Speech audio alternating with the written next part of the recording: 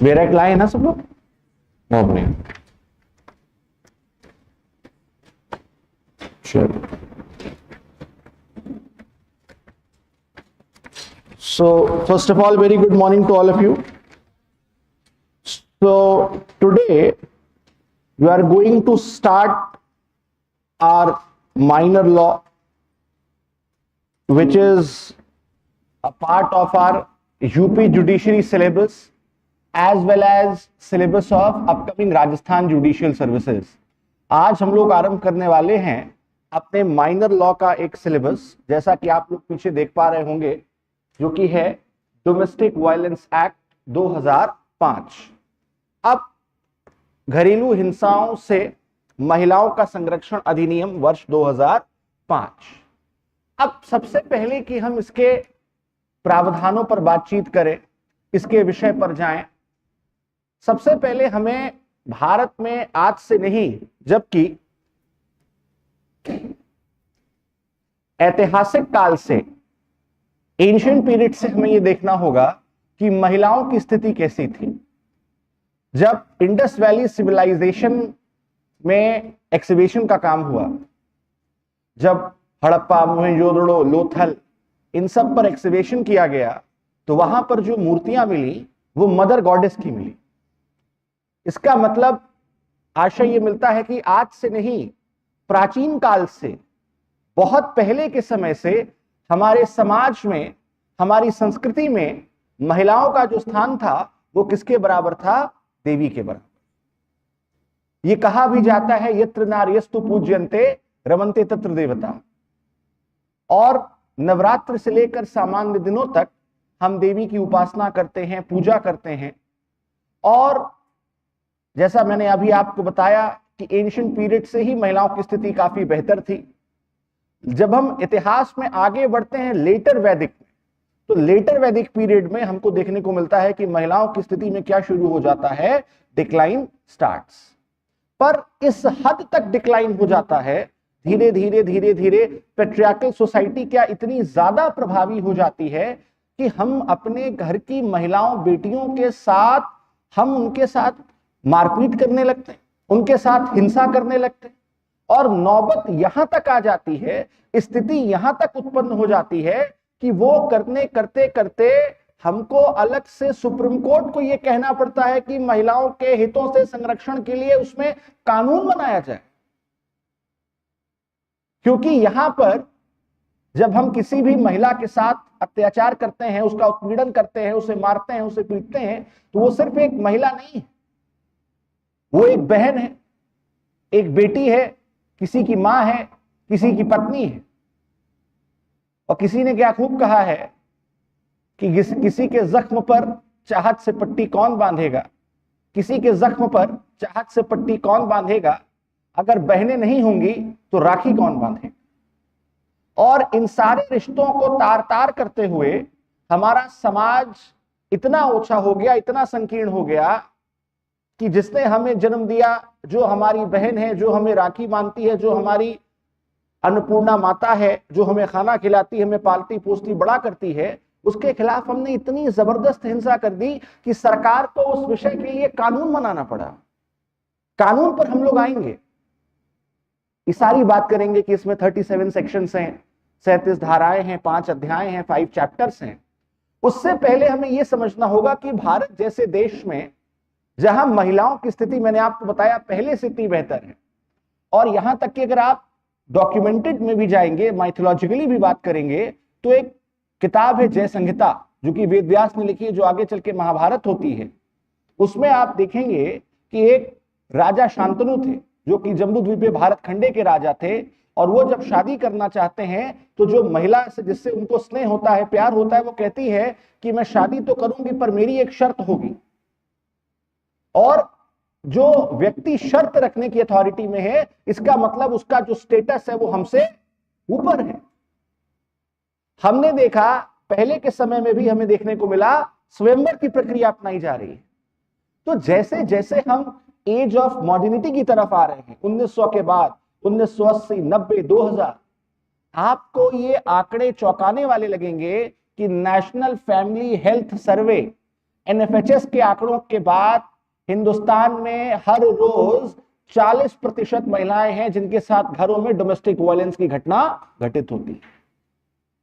देश में 60% ऐसी महिलाएं हैं जो अपने साथ हो रहे अत्याचार को रोज बर्दाश्त करती हैं, उसकी कंप्लेंट नहीं करती कि अगर एक बार शिकायत कर देंगी तो फिर कोर्ट कचहरी के चक्कर कौन काटेगा, वहां कौन परेशान होगा, घर को कौन देखेगा।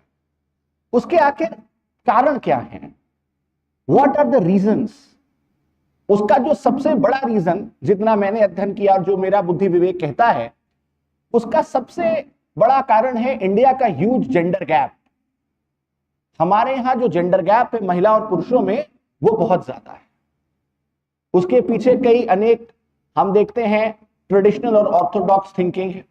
बहुत से राज्य हैं भारत में जहां पर बेटी का जन्म होते ही उसे मार दिया जाता है, और उसके बाद विवाह करने के लिए सबको किसकी आवश्यकता होती है? बेटियां की आवश्यकता होती है। जेंडर गैप सबसे बड़ा कारण। दूसरा, आज के समय में ये जो पैट्रियार्कल सेटअप है हमारी सोसाइटी में, कि जो पुरुष है उसकी अथॉरिटी, उसका जो प्राधिकार है, अधिकार है, वो महिला से हमेशा ज्यादा होगा। तीसरा, हम देखते हैं जो डावरी कल्चर हमारे समाज में उत्पन्न हुआ, जबकि कहीं भी पूरे हिंदू लॉ में, जो चूंकि हमारा तो आज की तारीख में पर्सनल लॉ से गवर्न होता है ना, कहीं पर भी क्या दहेज जैसी कोई प्रथा हमें देखने को कानून में मिलती है? जो हमारा हिंदू फैमिली लॉ है, मैरिज एक्ट है, कहीं नहीं देखने को मिलती। उसे हम स्त्री धन कहते हैं, जो पिता अपनी इच्छा से अपनी बेटी को विवाह के उपलक्ष्य में उसे तोहफा प्रदान करता है। तो स्त्री धन है, पर उस स्त्री धन को जबरन किसी से लूट कर लेना वो दहेज हो गया। ये कई ऐसे कारण बने जिसकी वजह से हमने देखा कि हमारे समाज में महिलाओं पर अत्याचार बढ़ते रहे। और आप मजे की बात देखिए, ये डोमेस्टिक वायलेंस एक्ट है, ये घरेलू हिंसा है। ये हिंसा कोई बाहर नहीं कर रहा है, ये हिंसा आपके हमारे अपने घरों में हो रही है। आप जरा अंदाजा देखिए कितनी ये शर्मसार बात है, कितनी गलत बात है कि इसके लिए हमें अलग से कानून बनाना पड़ रहा है। और ये जो कानून बनाया गया है, इसके पीछे का उद्देश्य है कि ये महिलाओं के आर्टिकल 21 का वायलेशन करता है, अनुच्छेद 21 का, right to life and personal liberty का, ये उनके आर्टिकल 19 का वायलेशन करता है, freedom of speech and expression का, और उनकी जो समानता का अधिकार है, राइट टू इक्वालिटी है, उनको समाप्त करता है। तो ये सीधा वायलेशन कर रहा है 21, right to life and personal liberty. ऐसी घटना आर्टिकल 19 और आर्टिकल 14। और इन तीनों को संरक्षण करने के लिए, इन तीनों को बचाने के लिए जो सरकार ने कानून बनाया, उसे क्या नाम दिया? Protection of women from domestic violence act 2005, घरेलू हिंसा से महिलाओं का संरक्षण। अब ऐसा नहीं है कि ये भारत सरकार को पहले से ये इतनी सजग हो गई कि इसने ये कानून बनाया। दरअसल जब हम पॉश पढ़ते हैं, prevention of sexual harassment of women at work place, उसमें जब मैंने बहुत पहले क्लास लिए, मैंने उसमें बताया है कि India is a signatory, Bharat ने हस्ताक्षर किए हैं United nation convention on elimination of all kinds of discrimination against women. और उस कन्वेंशन के अनुसार भारत बाध्य है कि वो अपने देश में ऐसे कानून बनाएगा, ऐसे कानून का निर्माण करेगा जो कि महिलाओं के हितों का संरक्षण करेंगे। उसको देखते हुए सरकार ने क्या बनाया है? पॉश का निर्माण किया है। और यही जब हम बात करते हैं तो ये जो लॉ आप देख रहे हैं, डोमेस्टिक वायलेंस एक्ट 2005, ये इंडिया सिग्नेटरी है United nation convention on elimination of all kinds of violence against women, जो कि 1993 में यूनाइटेड नेशन जनरल असेंबली ने निकाला है। और इस कानून का जो उद्देश्य है वो महिलाओं को पूर्णतः संरक्षण प्रदान करने का है। अब इस कानून की अपनी अलग खामियां हो सकती हैं, खूबियां हो सकती हैं। अब इस कानून में, जैसा मैंने अभी आपको बताया कि इसमें कुल कितने सेक्शंस हैं? 37 सेक्शंस। इसमें कुल कितने चैप्टर्स हैं? 5 चैप्टर्स हैं।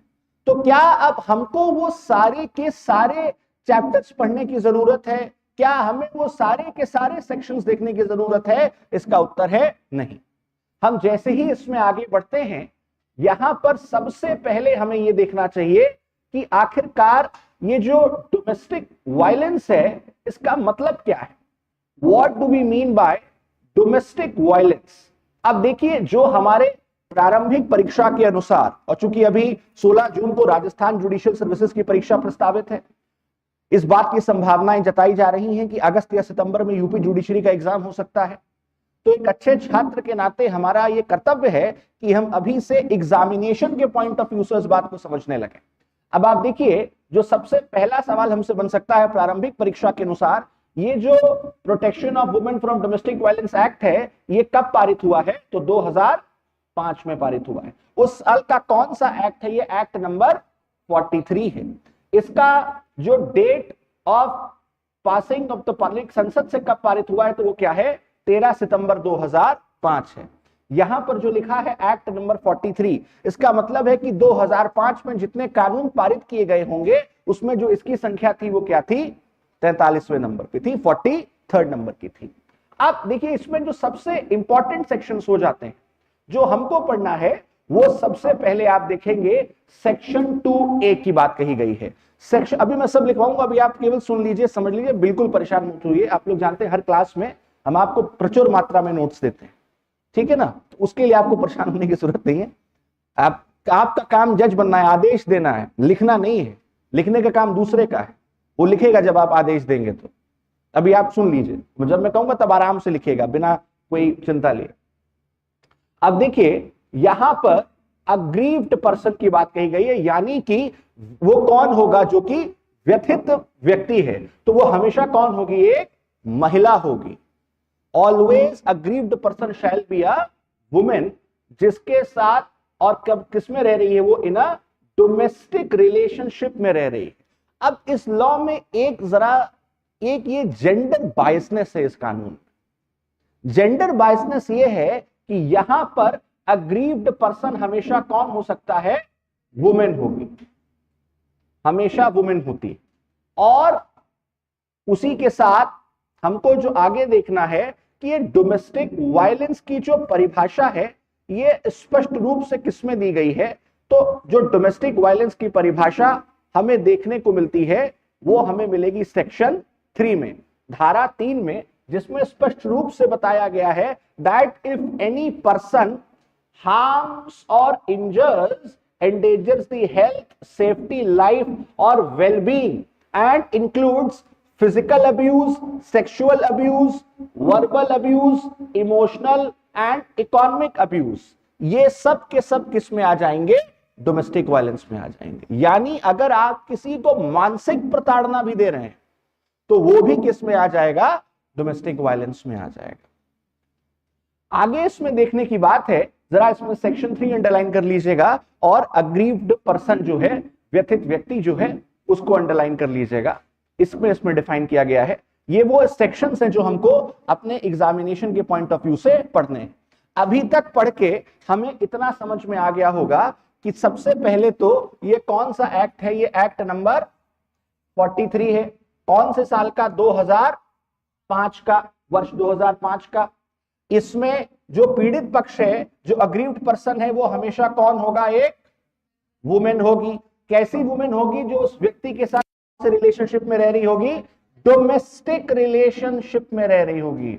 जो सबसे महत्वपूर्ण बात है कि वो जो महिला रह रही है उस पुरुष के साथ, उस संबंध में वो कैसे रिलेशनशिप में रह रही है? डोमेस्टिक। यानी यहां पर एक बात का ध्यान रखना है कि सिर्फ और सिर्फ पति पत्नी के रिलेशनशिप की बात नहीं हो रही है। कौन से रिलेशनशिप की बात कही जा रही है? डोमेस्टिक रिलेशनशिप की। और जब हम डोमेस्टिक रिलेशनशिप की बात करते हैं, तो वो पिता और बेटी का भी संबंध हो सकता है, वो देवर भाभी का भी संबंध हो सकता है, वो भाई बहन का भी संबंध हो सकता है, वो नानी नाती का भी संबंध हो सकता है। तो कोई भी, जितने भी टाइप के डोमेस्टिक रिलेशनशिप हैं, अगर उसमें कोई पर्सन किसी के साथ भी वायलेंस कर रहा है, तो उसमें क्या कर दिया जाएगा? उसके खिलाफ डोमेस्टिक वायलेंस लगाया जाएगा। So it is most important point which is to be noted that under this act the domestic relationship does not mean only the relationship between husband and wife. It includes all kinds of relationship including a father and a daughter. अगर कोई पिता भी अपनी बेटी का physical abuse, verbal abuse कर रहे हैं, तो उसको भी अधिकार है कि वो इस कानून के तहत क्या काम मांग सकती है? उनसे राहत क्लेम कर सकती है आगे चल करके। फिर हम जैसे आगे बढ़ते हैं इसमें हमें अब डोमेस्टिक रिलेशनशिप के बारे में पता चलता है, और यहां पर हमें देखने को मिलते हैं information to protection officer and exclusion of liability of informant. यानी कि इस बात की जो जानकारी होगी वो किसको दी जाएगी, एक संरक्षण अधिकारी को दी जाएगी। और ये कंप्लेंट कौन कर सकता है, कोई भी व्यक्ति कर सकता है, any person who has this apprehension to believe, जिसे लग रहा है कि किसी व्यक्ति के साथ या किसी महिला के साथ डोमेस्टिक वायलेंस किया जा रहा है। यहां पर देखने की बात है कि उस व्यक्ति पर जिसने गुड फेथ में, भले ही हो सकता हो कि वो जानकारी गलत निकले, पर अगर जिसने गुड फेथ में ये जानकारी पहुंचाई है प्रोटेक्शन ऑफिसर के पास, तो उस पर किसी भी प्रकार की सिविल या क्रिमिनल लायबिलिटी फॉर्म नहीं होगी। यानी या तो कंप्लेंट महिला कर सकती है या महिला के अलावा कोई और व्यक्ति भी कर सकता है। यहां पर ये देखने की बात है। अच्छा, अब इसमें हम देख रहे हैं इंफॉर्मेशन टू प्रोटेक्शन ऑफिसर। अब ये जो प्रोटेक्शन ऑफिसर है ये अपॉइंट किया जाएगा स्टेट गवर्नमेंट द्वारा, राज्य सरकार द्वारा, और इसकी जिम्मेदारी होगी कि अगर किसी भी महिला के साथ ऐसा कुछ भी अपराध हो रहा है या ऐसी कुछ भी परिस्थिति हो रही है तो हमें उसको क्या करना है, उसको संरक्षण करना है। और ये इस प्रकार के जितने भी मामले हैं ये कहां पर चलाए जाएंगे, जुडिशियल मैजिस्ट्रेट फर्स्ट क्लास की कोर्ट में, सारे के सारे। अब आप लोग जरा अपना पहले बेयर एक्ट निकाल लीजिए और बेयर एक्ट में जरा एक चीजों को अंडरलाइन करते चलते हैं, क्योंकि वो हमारे लिए सबसे इंपॉर्टेंट हो जाता है बेयर एक्ट पर जाना।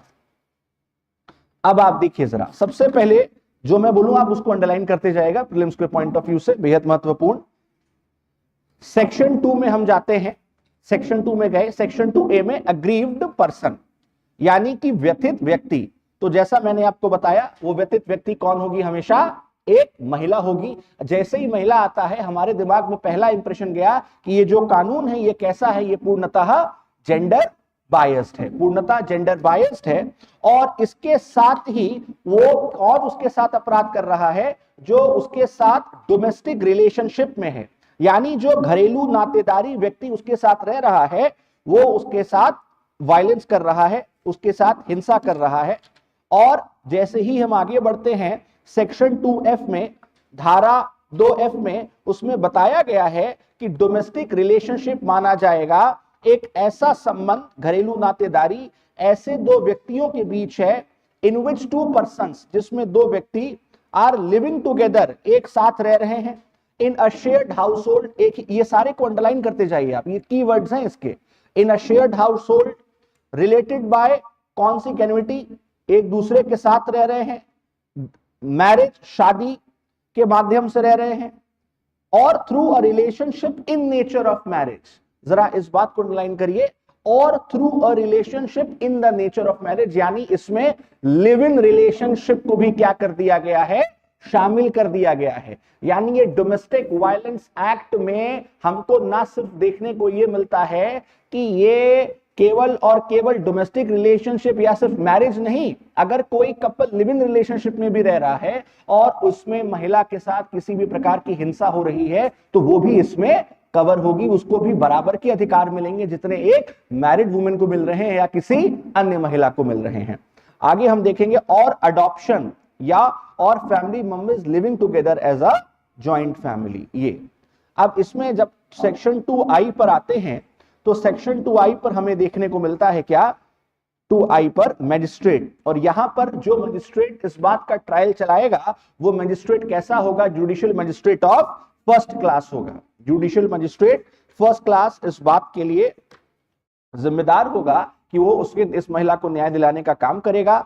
और जब हम सेक्शन 3 पर आते हैं चैप्टर 2, अब पहले में से केवल इतनी डेफिनेशंस हमारे लिए इंपॉर्टेंट है। जब हम आगे आते हैं चैप्टर 2 में, तो चैप्टर 2 हमें बताता है about the relationship of about the definition of domestic violence. और जैसा मैंने अभी बताया था कि डोमेस्टिक वायलेंस में केवल और केवल फिजिकल अब्यूज ही नहीं, उसमें वर्बल अब्यूज, उसमें इकोनॉमिक अब्यूज, उसमें सेक्सुअल अब्यूज, इस प्रकार के जितने भी हिंसा हैं, वो चाहे लैंगिक दुरुपयोग हो, मौखिक हो, भावनात्मक हो, इमोशनल हो, आर्थिक हो, वो सारे के सारे क्या होंगे, इसमें शामिल हो जाएंगे। और सब क्लॉज बी पर आइए, सब क्लॉज बी ये कह रहा है that if any other person relate harness harms, injures or endages the aggrieved person with a view to coerce her or any other person related to her to meet any unlawful demand for any dowry, property or valuable security. अगर उससे dowry के लिए या कोई परिसंपत्ति प्राप्त करने के लिए उससे प्रताड़ित किया जाता है तो वो भी किसमें शामिल मान लिया जाएगा? आपके डोमेस्टिक रिलेशनशिप में, अरे आपके डोमेस्टिक वायलेंस में शामिल हो जाएगा। अब चैप्टर 3 पर जब हम आते हैं तो चैप्टर 3 हमें बताता है कि राज्य सरकार नियुक्ति करेगी किसकी? एक प्रोटेक्शन ऑफिसर की। और प्रोटेक्शन ऑफिसर के पास कोई भी व्यक्ति, एनी पर्सन, उसके पास क्या करने जा सकता है? कोई भी व्यक्ति उसके पास शिकायत लेकर के जा सकता है और उस व्यक्ति पर जो कि अच्छी भावना के साथ गया है, गुड फेथ में गया है, उसके ऊपर कोई भी सिविल क्रिमिनल लायबिलिटी नहीं बनाई जाएगी। उसके ऊपर कोई भी सिविल और क्रिमिनल लायबिलिटी नहीं बनाई जाएगी। ये है आपका सेक्शन 4, इसको यहां पे अंडरलाइन कर लीजिएगा। अब आप लोग अपने कॉपी पर निकाल लीजिए, पहले कुछ पॉइंट्स नोट कर लीजिए, फिर हम आपको बताते हैं। अच्छा, एक चीज मुझे बताइएगा, यहां पर एक चीज जो ध्यान देने वाली है, जो रिस्पोंडेंट की डेफिनेशन है ना, रिस्पोंडेंट की डेफिनेशन कहां पे दी गई है? यहां पे मिल रही है आपको? कहां पर? 2Q में क्या लिखा है? 2Q रिस्पोंडेंट में लिखा है, जरा देखिए। Any adult person who is और has been a domestic relationship, और अडल्ट मेल पर्सन लिखा है सर 2Q में। आपको नहीं लगता ये बहुत जाति भरा सेक्शन है, सेक्शन 2Q? आज के जो सिनेरियो चल रहे हैं, आज के जो हालात हैं, क्या उसमें केवल पुरुष ही महिला के साथ डोमेस्टिक वायलेंस करता है? क्योंकि सास भी कभी बहू थी, सास भी करती है, हो सकता है उसकी ननद भी कर रही हो, उसकी जो है जेठानी भी कर रही हो, कोई और भी रिश्तेदार कर रहा हो जो महिला हो। तो ऐसे में यहां पर 2016 में सुप्रीम कोर्ट का एक जजमेंट है और 2016 के इस जजमेंट का नाम है हीरालाल हरसोरा बनाम कुसुम हरसोरा। हीरालाल हरसोरा बनाम कुसुम हरसोरा, जिसमें ये जो रिस्पोंडेंट की डेफिनेशन में केवल एनी अडल्ट मेल पर्सन लिखा हुआ है, हीरालाल हरसोरा बनाम कुसुम हरसोरा में, इसमें सुप्रीम कोर्ट ने स्पष्ट कर दिया है कि यहां पर लिखा जाएगा अडल्ट पर्सन। अब वो चाहे मेल भी हो सकता है और फीमेल भी हो सकता है, क्योंकि आज की समाज में महिला पर अत्याचार सिर्फ पुरुष ही नहीं करता, महिलाएं भी महिलाओं के ऊपर अत्याचार करती हैं। और स्पेशली 2Q में जो रिस्पोंडेंट की डेफिनेशन है अडल्ट मेल पर्सन, वो पूर्णतः केवल पुरुषों को दोषी ठहरा रही है, जो कि कंप्लीट और जबरदस्त जेंडर बायस्ड है। पहले तो हम केवल प्रोटेक्शन वाइज इसको जेंडर बायस देख रहे हैं, पर प्रोटेक्शन के साथ साथ आरोपी बनाने में भी केवल किसको आरोपी बनाया जा रहा है? पुरुषों को। और एक वयस्क पुरुष व्यक्ति जो कि 18 वर्ष के ऊपर है, और बच्चा माना गया है उसको जो 18 वर्ष तक है। पर इसीलिए हीरालाल हरसोरा बनाम कुसुम हरसोरा 2016 सुप्रीम कोर्ट ने स्पष्ट कर दिया गया है कि हालांकि अभी तक इसमें संशोधन हुआ नहीं है, 2016 का जजमेंट है, पर चूंकि सुप्रीम कोर्ट का आदेश ही माना जाएगा अब फैसलों में, तो उसमें यह कह दिया गया है कि यहां पर अब मेल पर्सन के बजाय किसको लिखा जाएगा? एडल्ट पर्सन, वयस्क व्यक्ति को। केस हमेशा याद रखेंगे कौन सा? हीरालाल हरसोरा बनाम कुसुम हरसोरा, अभी लिखवा दें। अब आप लोग जरा कुछ पॉइंट्स नोट कर लीजिए, फिर हम लोग आगे बात करें।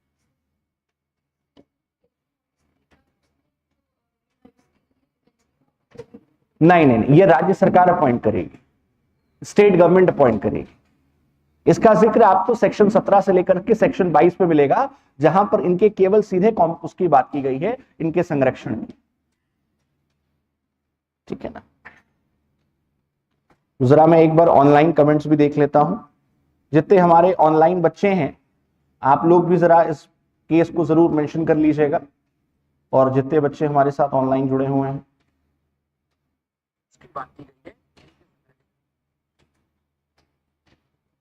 ये है जितेंद्र, गुड मॉर्निंग। जागृति, good morning. Shipra, good morning. अब देखिए एक सवाल आया है, तो सर अमेंडमेंट क्यों नहीं हो रहा? अब देखिए ये जो अमेंडमेंट करने का काम है, ये सरकार के ऊपर निर्भर करता है। अब इसमें सरकार इसको कब एनफोर्स करती है, ये सरकार की इच्छा पर है। अब आप सोचिए, जो प्रिवेंटिव डिटेंशन को 3 महीने से ज्यादा एक्सीड करने का आदेश है कि उसके लिए हाईकोर्ट की परमिशन लेनी पड़ेगी, इसको कब बदल दिया गया है? 44th कॉन्स्टिट्यूशनल अमेंडमेंट एक्ट के माध्यम से, 44वें संविधान संशोधन 1978 के माध्यम से। आज क्या चल रहा है? 2024। उससे घटाकर कितना कर दिया गया है? 3 महीने से घटाकर 2 महीना, और अभी तक उसको इंप्लीमेंट नहीं किया गया है। तो ये तो अभी 2016 का है, इसमें तो केवल 8 साल हुए, तो इसलिए इसको देखा जाएगा ये कब होता है।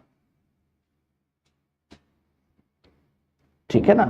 तो अब जरा आप लोग पहले पॉइंट्स नोट कर लीजिएगा, हेडिंग डाल दीजिएगा, protection of women from domestic violence act 2005, घरेलू हिंसा से महिलाओं का संरक्षण, घरेलू हिंसा से महिलाओं का संरक्षण 2005, 2005, 2005, 2005 लिखिएगा। This act was passed by the parliament, इस अधिनियम को पारित किया गया था। This act was passed by the parliament, इस अधिनियम को पारित किया गया था इन द ईयर 2005, वर्ष 2005 में। इन द ईयर 2005, वर्ष 2005 में, वर्ष 2005 में। It was act number 43 of 2005, ये 2005 की अधिनियम संख्या 45 है, अधिनियम संख्या 45 है, सॉरी 43, 43 है, अधिनियम संख्या 43 है, 43, and it was passed on the date, तथा यह पारित हुआ, it was passed on the date, तथा यह पारित हुआ, तथा यह पारित हुआ ऑन 13 सितंबर 2005, 13 सितंबर 2005 को, 13 सितंबर 2005 को, 13 सितंबर 2005 को, and it came into force, तथा यह क्रियान्वित किया गया, तथा यह क्रियान्वित किया गया ऑन 17 अक्टूबर, 17 अक्टूबर, 17 अक्टूबर, 17 अक्टूबर 2006, 2006।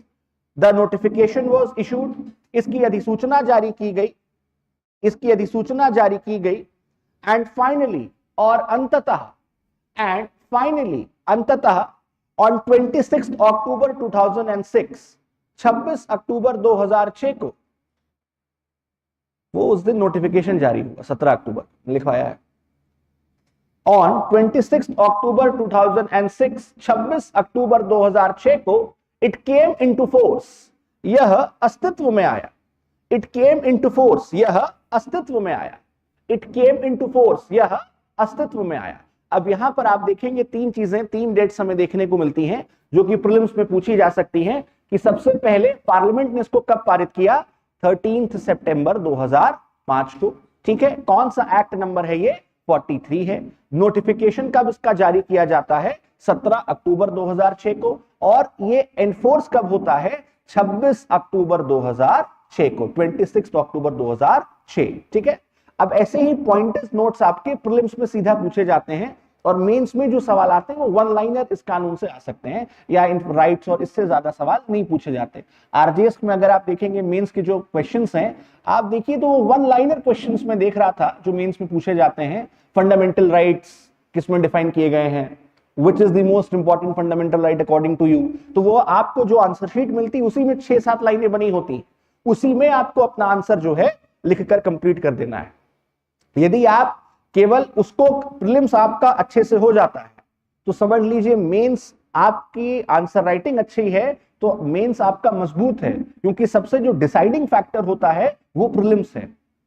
क्योंकि प्रीलिम्स में आंसर तो आपके सामने है, पर उस कम समय में हम इतना कंफ्यूज हो जाते हैं और पैनिक मोड पर आ जाते हैं कि आता हुआ आंसर हमें लग रहा है इसका सी है, हम डी पर क्लिक कर देते हैं, डी पर गोला बना देते हैं, और वो काला गोला, काला धब्बा हमारे ऊपर आ जाता है कि ये गलत हो गया। तो इसीलिए प्रीलिम्स आपका सबसे इंपॉर्टेंट है, उतना मेन स्टफ नहीं है, मेरा ऐसा मानना है, क्योंकि आप मेंस तभी दे पाएंगे जब आप प्रारंभिक परीक्षा उत्तीर्ण कर लेंगे। तो प्रयास ये करना है कि किसी भी हाल में कभी भी प्रीलिम्स ना रुकने पाए। उसके लिए जितने पॉइंटर्स और जितनी प्रैक्टिस और एमसीक्यू हो सके वो हम करके जाने का प्रयास करें। ठीक है ना?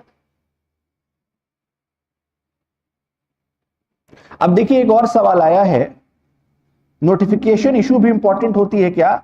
आई have always seen questions on enforcement date. देखिए एनफोर्समेंट डेट ये मैंने आपको इसलिए लिखवा दिया है कि क्योंकि कमीशन जैसा भी सवाल करना चाहे, जब जो भी प्रश्न करना चाहे, आपका उत्तर उसके पास हो। ज्यादातर तो यही पूछा जाता है कि पार्लियामेंट से कब पारित हुआ और उसका डेट ऑफ इन्फोर्समेंट क्या है, पर ये एक हमने आपको एक्स्ट्रा लिखवाया है ताकि आपके पास इसकी पूरी जानकारी रहे। ठीक है ना?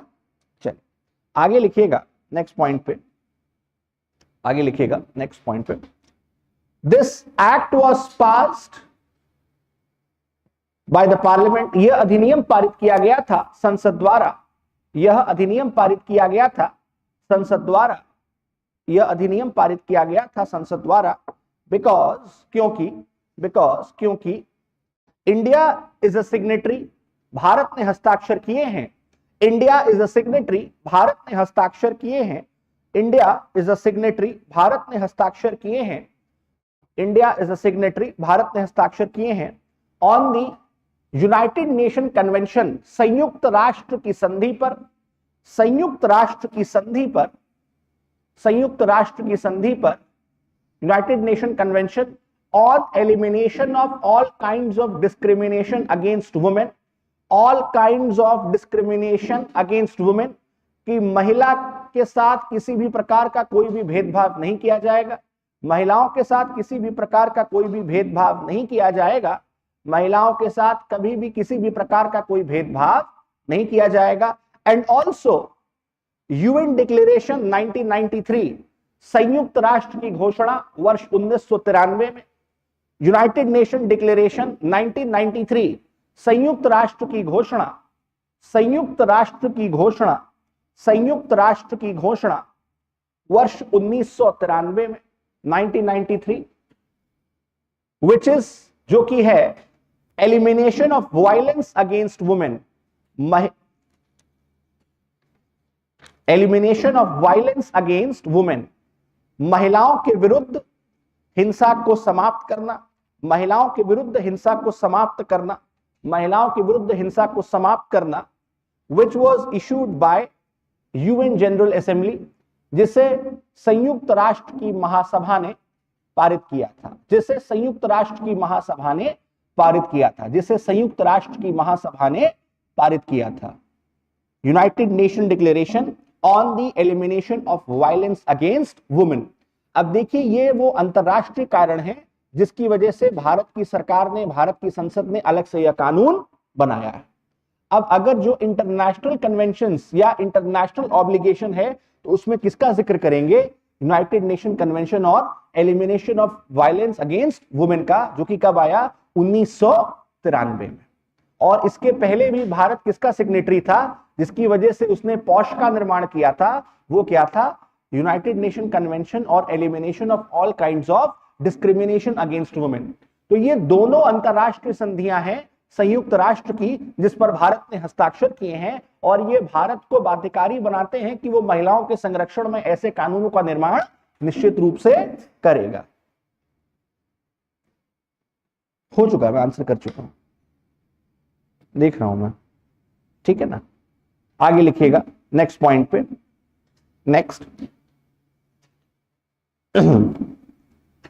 दिस एक्ट इज क्रिएटेड, इस अधिनियम का निर्माण किया गया है, दिस एक्ट इज क्रिएटेड, इस अधिनियम का निर्माण किया गया है, इस अधिनियम का निर्माण किया गया है to protect the rights of the women, कि महिलाओं के अधिकारों का संरक्षण किया जा सके, to protect the rights of the women, जो महिलाओं के अधिकारों का संरक्षण किया जा सके, महिलाओं के अधिकारों का संरक्षण किया जा सके, महिलाओं के अधिकारों का संरक्षण किया जा सके, एंड टू प्रोटेक्ट आर्टिकल 21 अनुच्छेद 21, आर्टिकल 21 अनुच्छेद 21, आर्टिकल 21 अनुच्छेद 21, which is right to life and personal liberty, जो कि है व्यक्तिगत स्वाधीनता का मौलिक अधिकार, right to life and personal liberty. Article 14 अनुच्छेद 14 समानता का मौलिक अधिकार, आर्टिकल 14 अनुच्छेद 14 समानता का मौलिक अधिकार, आर्टिकल 14 अनुच्छेद 14 समानता का मौलिक अधिकार। And 15 sub clause 2 of the constitution तथा अनुच्छेद 15 उपखंड 2 and 15 sub clause 2 of the constitution तथा अनुच्छेद 15 उपखंड 2 which says जो कि यह कहता है that parliament has the right, संसद को यह अधिकार है, that parliament has the right, संसद को यह अधिकार है, parliament has the right, संसद को यह अधिकार है, parliament has the right, संसद को यह अधिकार है, that it can make laws, कि वह कानून बना सकती है, it can make laws, कानून बना सकती है, to protect the rights of women and children, to protect the, अच्छा सब क्लॉज 3 है, 15 sub clause 3, to protect the rights of women and children, to protect the rights of women and children, protect the rights of women and children, to protect the rights of women and children, कि जिससे महिलाओं और बच्चों के अधिकारों का संरक्षण किया जा सकता है, महिलाओं और बच्चों के अधिकारों का संरक्षण किया जा सकता है, महिलाओं और बच्चों के अधिकारों का संरक्षण किया जा सकता है। नेक्स्ट लिखिएगा अगला point, domestic violence in India, एक हेडिंग डालिए, भारत में घरेलू हिंसा, डोमेस्टिक वायलेंस इन इंडिया, भारत में घरेलू हिंसा, डोमेस्टिक वायलेंस इन इंडिया, भारत में घरेलू हिंसा। First of all it is to be noted, इस बात का ध्यान देने की आवश्यकता है, first of all it is to be noted, इस बात का ध्यान देने की आवश्यकता है that domestic violence act of 2005, that domestic violence act of 2005, domestic violence act of 2005 महिलाओं घरेलू हिंसा से महिलाओं का संरक्षण अधिनियम, घरेलू हिंसा से महिलाओं का संरक्षण अधिनियम 2005 applies to all the women, सारी महिलाओं पर लागू होता है, सारी महिलाओं पर लागू होता है, सारी महिलाओं पर लागू होता है, irrespective of their religion, चाहे उनका धर्म कोई भी हो, irrespective of their religion, चाहे उनका धर्म कोई भी हो, चाहे उनका धर्म कोई भी हो, चाहे उनका धर्म कोई भी हो।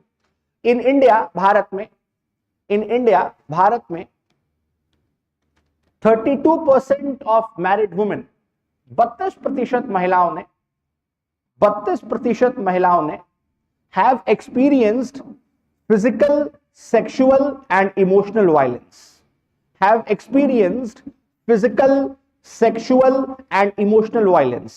32% महिलाओं ने शारीरिक हिंसा, लैंगिक हिंसा एवं भावनात्मक हिंसा का शिकार हुई हैं। भारत में 32% शादीशुदा महिलाएं शारीरिक हिंसा, मानसिक हिंसा, लैंगिक हिंसा एवं भावनात्मक हिंसा का शिकार हुई हैं, physical violence, sexual and emotional violence. According to NFHS data, according to NFHS, NFHS का मतलब जानते हैं क्या होता है? हर साल भारत सरकार एक सर्वे करवाती है जिसे क्या कहा जाता है एनएफएचएस में, यानी एनएफएचएस का मतलब होता है national family health survey, NFHS data, राष्ट्रीय परिवार सर्वेक्षण, national family health survey. 87% of married women, आज की तारीख में 87%, आज की तारीख में 87% घरेलू शादीशुदा महिलाएं are victims of marital violence, are victims of marital violence. ये शादी के बाद हो रही हिंसा का शिकार है, शादी के बाद हो रही हिंसा का शिकार हैं, शादी के बाद हो रही हिंसा का शिकार हैं, but do not seek help, पर ये किसी भी प्रकार की कोई मदद नहीं लेती हैं, but do not seek help, पर किसी भी प्रकार की कोई मदद नहीं लेती हैं, किसी भी प्रकार की कोई मदद नहीं लेती हैं। अब देखिए इतने सारे कारण हैं, ये डेटा है भारत सरकार का, 87% महिलाओं पर क्या होता है, एनएफएचएस के डेटा के दौरान उनके साथ हिंसा की गई है, पर उन्होंने अपने लिए न्याय का दरवाजा नहीं खटखटाया है। आपको क्या लगता है उसका क्या कारण है? उसका कारण यह है कि अगर हम आईपीसी में जाते हैं और रेगुलर कोर्ट्स में जाते हैं तो उसकी जो प्रक्रिया है वो इतनी ज्यादा लंबी है कि उसका कोई हिसाब किताब नहीं। इसीलिए ये जो लॉ बनाया गया है ये स्पेसिफिक इशू मैटर लॉ है कि ये लॉ केवल किससे डील कर रहा है, डोमेस्टिक वायलेंस से डील कर रहा है।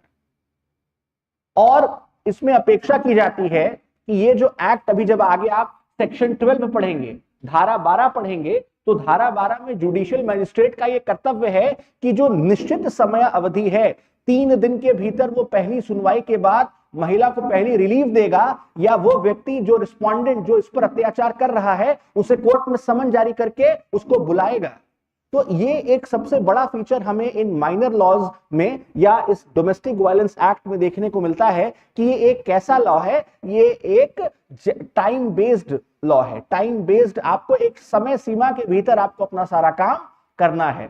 जबकि हम देखते हैं तो आईपीसी में या प्रोसीजरल लॉ में हमें ऐसे प्रावधान देखने को नहीं मिलते हैं। ठीक है, इसमें लिखिएगा आगे, the reasons for domestic violence in India. भारत में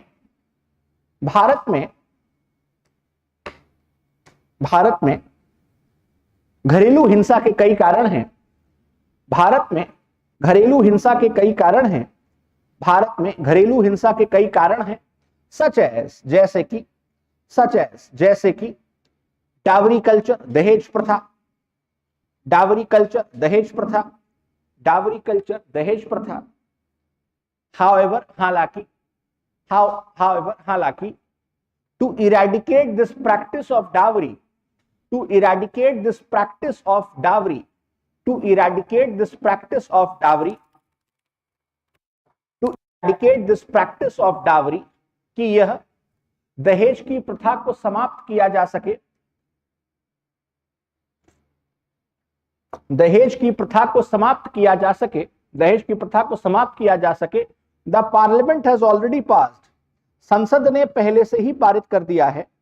the parliament has already passed, संसद ने पहले से ही पारित कर दिया है, संसद ने पहले से ही पारित कर दिया है, संसद ने पहले से ही पारित कर दिया है। डावरी प्रोहिबिशन एक्ट, दहेज प्रतिषेध अधिनियम 1961, डावरी प्रोहिबिशन एक्ट, दहेज प्रतिषेध अधिनियम 1961, 1961।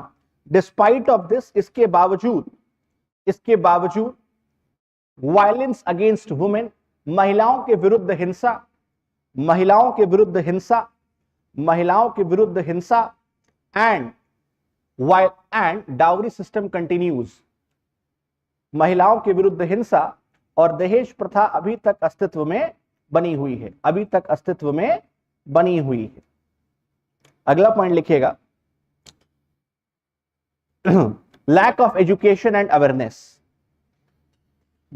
अपने अधिकारों के प्रति जागरूक ना होना। Lack of education and awareness, महिलाओं के प्रति जागरूक ना होना, महिलाओं के प्रति जागरूक ना होना, महिलाओं के प्रति जागरूक ना होना, महिलाओं के प्रति जागरूक ना होना, अधिकारों के प्रति जागरूक ना होना। नेक्स्ट लिखिएगा, prior to domestic violence act, prior to domestic violence act, इस अधिनियम के आने से पहले, इस अधिनियम के आने से पहले, prior to domestic violence act, इस अधिनियम के आने से पहले, इस अधिनियम के आने से पहले, इस अधिनियम के आने से पहले, द लीगल फ्रेमवर्क्स, कानून कुछ इस प्रकार थे, कानून कुछ इस प्रकार थे, कानून कुछ इस प्रकार थे जो आज भी हैं। तो सबसे पहला कानून हमें इसके विरुद्ध क्या देखने को मिलता है, इंडियन पीनल कोड, आईपीसी, उसकी कौन सी धारा, 498A, 498A, उसको मेंशन कर दीजिए, IPC 498A, IPC 498A, IPC 498A, IPC 498A। Next लिखिएगा,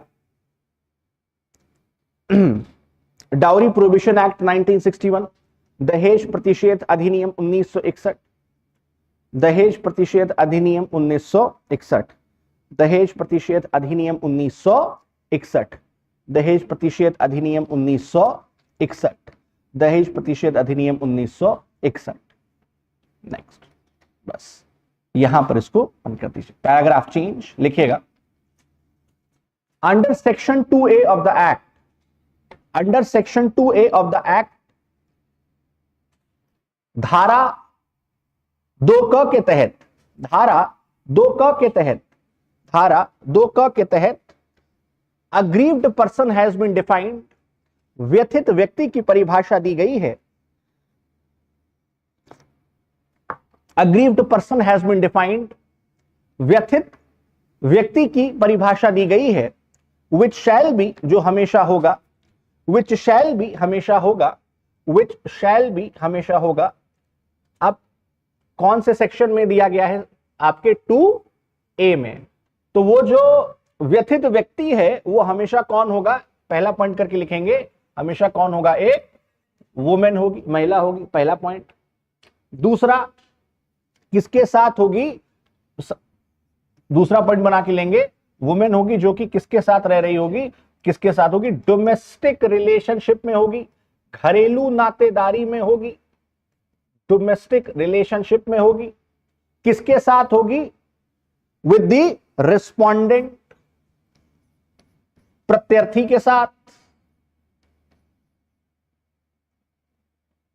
रिस्पोंडेंट प्रत्यर्थी के साथ, और लास्ट में लिख दीजिएगा उसके साथ किया होगा must be subject to domestic violence, उसके साथ क्या किया गया होगा? डोमेस्टिक वायलेंस किया गया होगा। अब आपसे जब भी सेक्शन 2A होगा, 4 पॉइंट्स में आपका पहला सेक्शन कंप्लीट हो जाएगा कि वो कौन है? वुमेन है, व्यक्ति के साथ कैसे है? डोमेस्टिक रिलेशनशिप में, किसके साथ? रिस्पोंडेंट के साथ, और उसके साथ क्या हुआ है? कोई भी वायलेंस हुआ है। इन 4 पॉइंट्स में आपका पहला सेक्शन, जो कि किसको डिफाइन करता है? पीड़ित महिला को, व्यथित महिला को वो डिफाइन कर देगा। नेक्स्ट लिखिएगा अग्रीव्ड पर्सन के साथ अगला, इसके बाद जो अगला इंपॉर्टेंट, डोमेस्टिक रिलेशनशिप, घरेलू नातेदारी, 2F, 2F, अब हिंदी में 2 ड होगा, ड, ठीक है। हिंदी में भी आप, हिंदी वाले भी यही लिख लीजिए 2F, क्योंकि आप कितना याद करेंगे, छत्रज्ञ और काका का में अंगा हो जाएंगे फिर, ठीक है। 2F, 2F में लिखिएगा, डोमेस्टिक रिलेशनशिप मींस, घरेलू नातेदारी का अर्थ है, डोमेस्टिक रिलेशनशिप मींस, घरेलू नातेदारी का अर्थ है, डोमेस्टिक रिलेशनशिप मींस, घरेलू नातेदारी का अर्थ है, घरेलू नातेदारी का अर्थ है। फर्स्ट, अब ये भी आप केवल 3 पॉइंट में ये भी समअप हो जाएगा। सबसे पहला क्या? रिलेशनशिप बिटवीन 2 पर्सन्स, यह जो संबंध है 2 लोगों के बीच होगा, 2 व्यक्तियों के बीच होगा। दूसरा, who are living and sharing the same household, जो एक ही घर में एक साथ रह रहे हैं, जो एक ही घर में एक साथ रह रहे हैं। दूसरा पॉइंट, जो एक ही घर में एक साथ रह रहे हैं, are living together in the shared household. तीसरा point, third, they are related by, ये संबंध रखते हैं, दे आर रिलेटेड बाय, संबंध रखते हैं, कॉन्सैंग्विनिटी, कॉन्सैंग्विनिटी, एक ही गृहस्थी में, कॉन्सैंग्विनिटी, एक ही गृहस्थी में। दूसरा, मैरिज, विवाह, विवाह, और थ्रू अ रिलेशनशिप, या किसी संबंध में, और उसका क्या मतलब हो जाएगा? लिव इन रिलेशनशिप भी है, थ्रू अ रिलेशनशिप, क्योंकि आपके एक्ट में लिखा गया है through a relationship in the nature of marriage, तो इसका क्या मतलब हो जाएगा? लिव इन रिलेशनशिप में। अडॉप्शन, गोद कुटुंब के रूप में लिए गए हो, कुटुंब के रूप में adoption, and all the family and our family members, या परिवार के सदस्य हैं संयुक्त परिवार में, या परिवार के सदस्य हैं एक संयुक्त परिवार में। अब देखिए, ये जो डोमेस्टिक रिलेशनशिप है, ये यहीं से निर्धारित कर देता है कि इसमें केवल हस्बैंड और वाइफ शामिल नहीं है, इसमें जितने भी रिलेशनशिप घर में रह रहे हैं, अगर भाई बहन के साथ कर रहा है उसको डोमेस्टिक वायलेंस, तो वो भी कवर हो जाएगा। पिता बेटी के साथ कर रहा है तो वो भी कवर हो जाएगा। ये सारी की सारी चीजें किसमें हमें बताई गई हैं? सेक्शन 2F में। हाँ बताइए। हाँ वो भी कवर हो जाएगी, पर वो साथ में रह रहे होंगे तब ना, एक्स तो बिल्कुल कवर हो जाएंगे, पर अत्याचार करने के लिए साथ में तो रहना पड़ेगा ना। नहीं, फोन से भी कर सकते हैं, पर एक्स कैसे हो पाएगा फिर? तब तो वो दूसरे आईपीसी में चले जाएंगे। अगर इसके तहत हमको रिलीफ क्लेम करनी है तब तो उसके लिए साथ में रहना चाहिए और रिलेशनशिप शेयर करना चाहिए, जो सबसे इंपॉर्टेंट बात है। एक्स तो तब हो जाएंगे जब डाइवोर्स हो जाएगा। डाइवोर्स हो गया तब तो हमारे साथ रह नहीं रहे, तब भी वो हमारा मेंटल हैरेसमेंट कर सकते हैं, हमको कर सकते हैं, तो उसके लिए आईपीसी में हम जाएंगे रिलीफ क्लेम करने। पर अगर हम डोमेस्टिक वायलेंस एक्ट की बात कर रहे हैं, जरूरी नहीं है कि आज की तारीख में सब साथ में रह रहे हो। आजकल तो न्यूक्लियर फैमिली का कंसेप्ट है, पर सास है वो रोज फोन पर हमको तारीफ करती है मेरी, ननंद भौजाई पीछे पड़े हुए हैं वीडियो कॉल पे, तो क्या करेंगे फिर? तो वो कवर हो जाएगा, पर एक्स इसमें कवर नहीं होंगे, फिर उसके लिए आपको आईपीसी में रिलीफ मांगना पड़ेगा। ये है, ठीक है ना?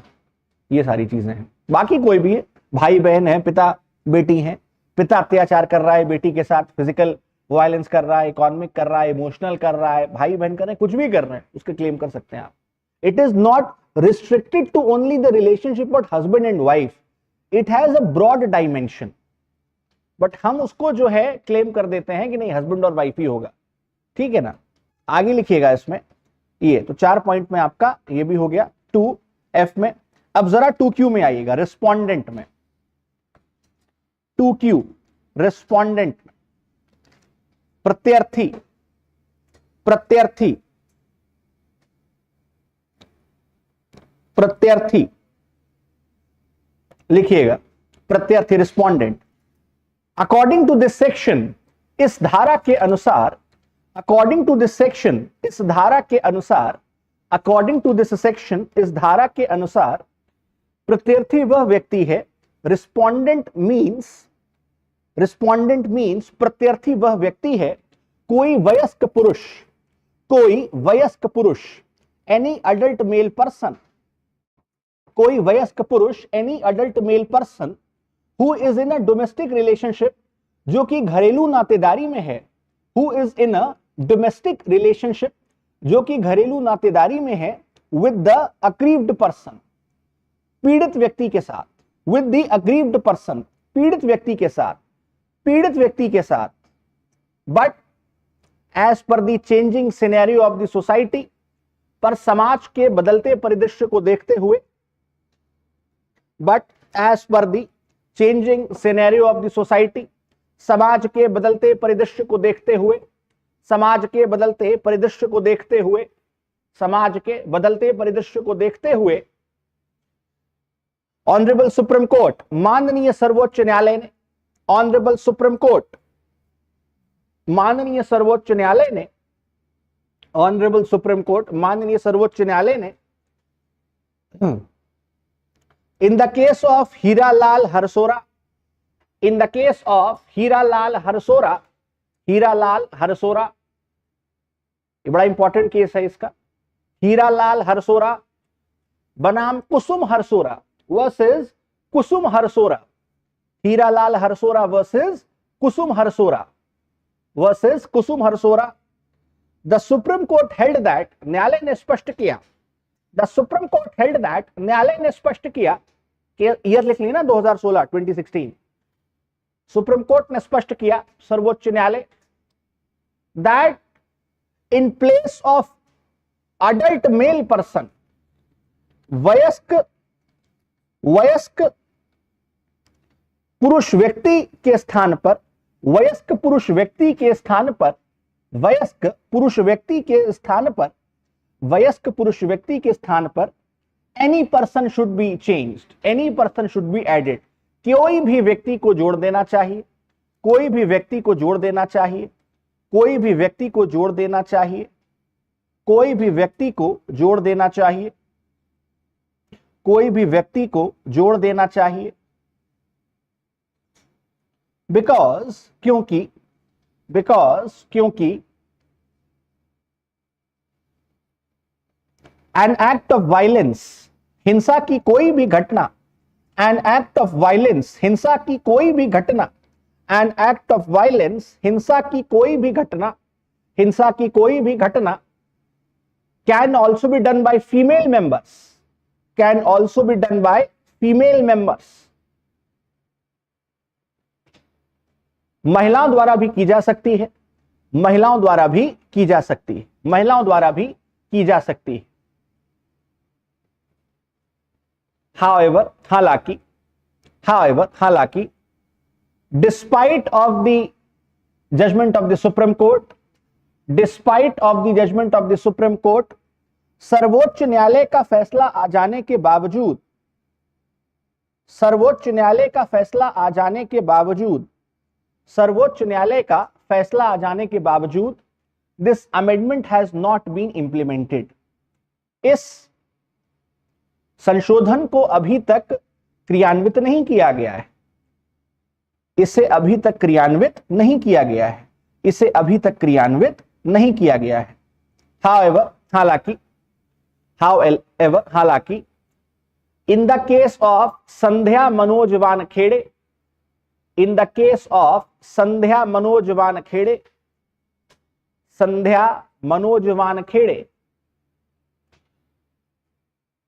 संध्या मनोज वानखेड़े, संध्या मनोज वानखेड़े, लिख लिया, संध्या मनोज वानखेड़े बनाम versus Manoj Bhimrao Wankhede, Manoj Bhimrao Wankhede, Manoj Bhimrao Wankhede, Manoj Bhimrao Wankhede 2011 2011 2011 2011 2011 2011 2011 the Supreme Court had held that, सर्वोच्च न्यायालय ने स्पष्ट किया था दैट द टर्म रिस्पोंडेंट शब्द प्रत्यर्थी विल ऑल्सो इंक्लूड, उसमें भी शामिल होंगे, विल ऑल्सो इंक्लूड, उसमें भी शामिल होंगे, विल ऑल्सो इंक्लूड, उसमें भी शामिल होंगे, विल ऑल्सो इंक्लूड, उसमें भी शामिल होंगे female relatives of husband, female relatives of the husband, female relatives of the husband, पति के जितने भी महिला नातेदार या रिश्तेदार हैं, पति के जितने भी महिला नातेदार या रिश्तेदार हैं। अब यहां पर इस केस में और इस वाले की हीरालाल हरसोरा वाले में एक फर्क है। जो संध्या वानखेड़े वाला केस है वो सीधे की सीधे किसकी बात कर रहा है, हस्बैंड वाइफ के बीच की बात कर रहा है। वो कह रहा है कि अगर पति के द्वारा हिंसा की जाती है तो उसमें उसके फीमेल को भी, जो फीमेल रिलेटिव्स उनको भी शामिल कर दिया जा सकता है। पर जो हरसोरा वाला केस है ये कह रहा है कि डोमेस्टिक रिलेशनशिप में कोई भी हिंसा कर सकता है, मां भी कर सकती है फॉर दैट मैटर बेटी पर, ऐसे केसेस देखने को मिलते हैं। तो वहां पर हरसोरा में क्या करने को ऐड किया गया, एनी पर्सन। यहां पर यह कहा गया कि महिलाओं को भी रिस्पोंडेंट के रूप में पार्टी बनाया जा सकता है। यह बात किसमें कही गई, सेक्शन 2Q में इस बात को कहा गया है। लिखिएगा पैराग्राफ चेंज करके, section 3 of this act, section 3 of this act, section 3 of this act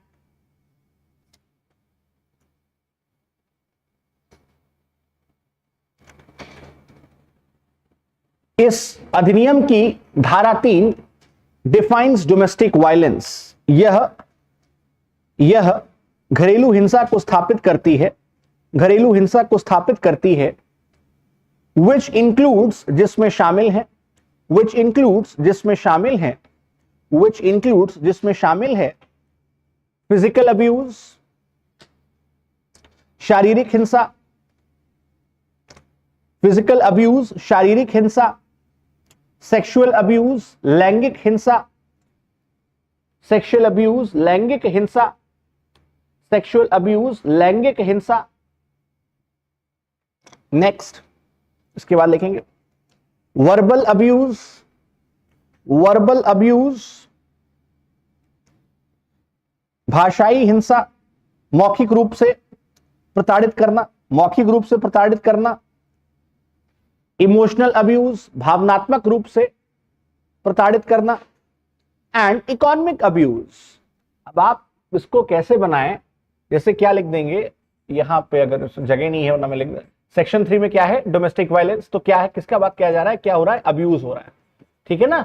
तो अब्यूज के लिए आप ऐसे एक चार्ट बना लो, तो यहां पर आप क्या लिख दो, फिजिकल, यहां पर क्या लिख दो, वर्बल, यहां पर आप क्या लिख दो, इमोशनल, ऐसे करके आप चार्ट बना लीजिए तो आपको आसानी रहेगी, ये ज्यादा बेहतर रहेगा बजाय लिखने के। तो ऐसे आप चार्ट बना लीजिए कि सेक्शन 3 में डोमेस्टिक वायलेंस बताया गया, डोमेस्टिक वायलेंस में बताया गया कि इतने प्रकार के अब्यूज हैं, अब्यूज फिजिकल भी है, इमोशनल भी है, वर्बल भी है और सेक्सुअल भी है, ये तमाम ऐसे चार्ट बना के आप लिख लीजिए। ये है, ये पीडीएफ की वजह से ये इसमें आ नहीं रहा है, वरना मैं जो है कर देता है इसमें। ये है, ठीक है ना, ये बात है। तो सेक्शन 3 में डोमेस्टिक वायलेंस के बारे में बताया गया है। अब आ जाते हैं सीधा हम लोग कहां पर, चैप्टर 3 में। और देखिएगा चैप्टर 3 में जरा अपने बेयर एक्ट पर नजर डाल दीजिए। चैप्टर 3 हमको बताता है कि इंफॉर्मेशन किसको दे दी जाएगी, प्रोटेक्शन ऑफिसर को। और प्रोटेक्शन ऑफिसर जो है उस विषय में क्या करेगा, वो सारी जानकारी उस महिला को संरक्षण करेगा और जो व्यक्ति उसे जानकारी दे रहा है उसके खिलाफ कोई भी सिविल और क्रिमिनल लायबिलिटी नहीं बनाई जाएगी। यानी उस व्यक्ति को भी जो है बताया गया है कि वो क्या कर सकती है, उस व्यक्ति का भी संरक्षण का प्रयास किया गया है। अब देखिए सेक्शन 5 कहता है पुलिस ऑफिसर, प्रोटेक्शन ऑफिसर और magistrate who has received a complaint of domestic violence or is otherwise is present at the place of an incident of domestic violence when the incident is of domestic violence reported, तो वो महिला क्या क्या कर सकती है। अब देखिए महिला अपने हित में सबसे पहले क्या ला सकती है, प्रोटेक्शन ऑर्डर ला सकती है। ये बात आप देखेंगे 5A में यहीं पर निर्धारित है। आप देखेंगे कि उसके पास अधिकार है कि वो क्या कर सकती है, सबसे पहले अपने हित में एक प्रोटेक्शन ऑर्डर ला सकती है, कस्टडी ऑर्डर ला सकती है, रेजिडेंस ऑर्डर क्लेम कर सकती है या कॉम्पेंसेशन ऑर्डर क्लेम कर सकती है। और उसके पास यह भी अधिकार है कि वो कंप्लेंट दर्ज कर सकती है। पहली बात तो उसको फ्री लीगल एड दिया जाएगा, कौन से एक्ट के तहत, नालसा एक्ट 1987 के तहत उसको फ्री लीगल एड का भी अधिकार है। ये सारी बातें हमको सेक्शन आपका सेक्शन 5 बता रहा है, ड्यूटीज ऑफ पुलिस ऑफिसर्स में जब हम आ गए। और उसके साथ ही उसको फ्री लीगल एड दिलाई जाएगी, साथ ही उसको अधिकार रहेगा कि अब इस सेक्शन को हम, इस एक्ट को किसके साथ इंटरलिंक करके देख सकते हैं, सेक्शन 498A के साथ। यानी धारा 498 के तहत भी महिला क्या कर सकती है, उस मामले में शिकायत दर्ज कर सकती है। तो ये सेक्शन 5 में जो है ये बातें कही गई हैं। तो सेक्शन 5 ये बता रहा है कि उसको फ्री लीगल एड का अधिकार दिया जाएगा।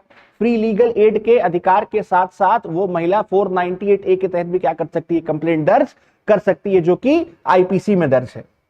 फिर देखिए सेक्शन 6 में जब आप आगे बढ़ेंगे, धारा 6 में, तो धारा 6 में उस महिला को शेल्टर होम में भी रखा जा सकता है, क्योंकि जहां पर उसके साथ हिंसा हो रही है वो उसके लिए सुरक्षित नहीं है, वहां पर उसे मारा पीटा जा रहा है, शारीरिक रूप से मानसिक रूप से परेशान किया जा रहा है। तो धारा 6 इसमें स्पष्ट रूप से बताता है कि इफ एन अग्रीव्ड पर्सन, अगर कोई व्यथित व्यक्ति या प्रोटेक्शन ऑफिसर ये रिक्वेस्ट करता है कि हमको भैया आप एक शेल्टर होम में भेज दीजिए, तब उसके बाद उस व्यक्ति को कहां भेज दिया जाएगा, एक शेल्टर होम में, क्योंकि जो उसका अपना घर है या जहां पर वो रह रही है वो सुरक्षित नहीं है। और जैसा मैंने आपको बताया था कि ये जो प्रोटेक्शन ऑफिसर होगा इसकी नियुक्ति किसके द्वारा की जाएगी, तो प्रोटेक्शन ऑफिसर को कौन अपॉइंट कर रहा है, स्टेट गवर्नमेंट अपॉइंट कर रहा है, ठीक है ना। So who will appoint the protection officer under section 8 of this act, the protection officer shall be appointed by the state government. ठीक, अब जरा इसमें आगे लिख लीजिएगा, जल्दी से लिखते हैं आगे। लिखिएगा अंडर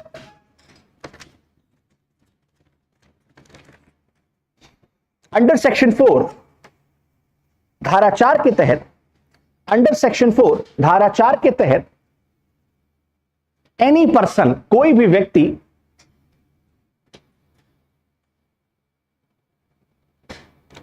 देखिए एक बड़ा अच्छा सवाल आया है, ये जिनका नाम है, आपका असली नाम क्या है, क्योंकि आईडी पर लिखा है डांस लवर, ठीक है, और मतलब अच्छा सवाल है। इन्होंने पूछा है कि सर क्या सेक्सुअल अब्यूज में मैरिटल रेप का चार्ज लगाया जा सकता है?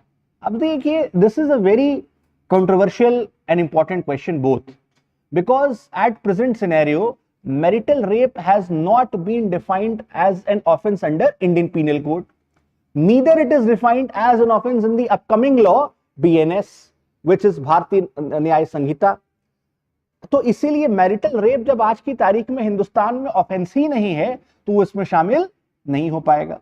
दूसरा, देखिए इकोनॉमिक अब्यूज का मतलब हो जाता है कि जब भी हम किसी महिला को आर्थिक या वित्तीय संसाधनों का इस्तेमाल करने से रोक देते हैं, उसको हम पैसा नहीं दे रहे, वो कहीं जाना चाह रही है, हम उसको रोक दे रहे हैं, और उसके साथ ही जो हाउस होल्ड नेसेसिटीज हैं, यानी जो उसका रोटी कपड़ा मकान है, अगर उससे भी हम उसको वंचित कर दें तो ये क्या हो जाएगा? इकोनॉमिक अब्यूज हो जाएगा।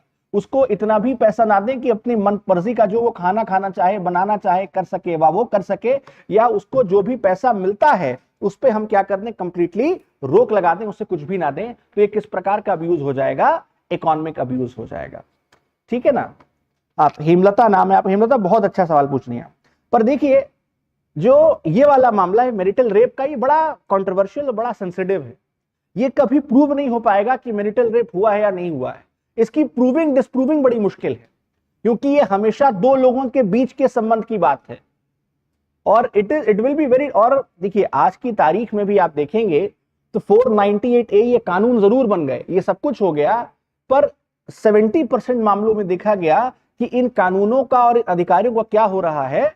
दुरुपयोग किया जा रहा है। इसीलिए सेक्शन 498A के तहत सुप्रीम कोर्ट, मुझे उस केस का नाम नहीं याद आ रहा है, सुप्रीम कोर्ट को यह गाइडलाइन जारी करना पड़ा कि आप सीधा अरेस्ट नहीं करेंगे इन मामलों में। आप सबसे पहले जो इन्वेस्टिगेशन ऑफिसर होगा वो क्या करेगा? एक प्रिलिमिनरी इंक्वायरी करेगा, प्रारंभिक जांच करेगा, और प्रारंभिक जांच के बाद ही किसी भी व्यक्ति को गिरफ्तार किया जाएगा। क्योंकि 2008 से लेकर के 2016 तक 8 वर्षों में ऐसे 90% मामले आए जिसमें पता चला कि जो ननन कनाडा से आई थी वो एयरपोर्ट जा रही थी, उसको भी उठा लिया गया, उसके बच्चे तक को जेल में डाल दिया गया, और 90% केसेस फर्जी निकले। तो ये भी हमें देखना है सरकार को कि किसी भी एक्ट का मिसयूज ना होने पाए, क्योंकि एक को संरक्षण करने के चक्कर में हमने 10 लोगों के अधिकारों को वंचित कर दिया और उनको प्रताड़ित किया। और इसीलिए अधिकांश देखने को मिलता है कि महिलाएं इसका दुरुपयोग भी करती हैं। पुरुषों का भी जो है मेंटल टॉर्चर करती हैं। तो ये भी एक पहलू है।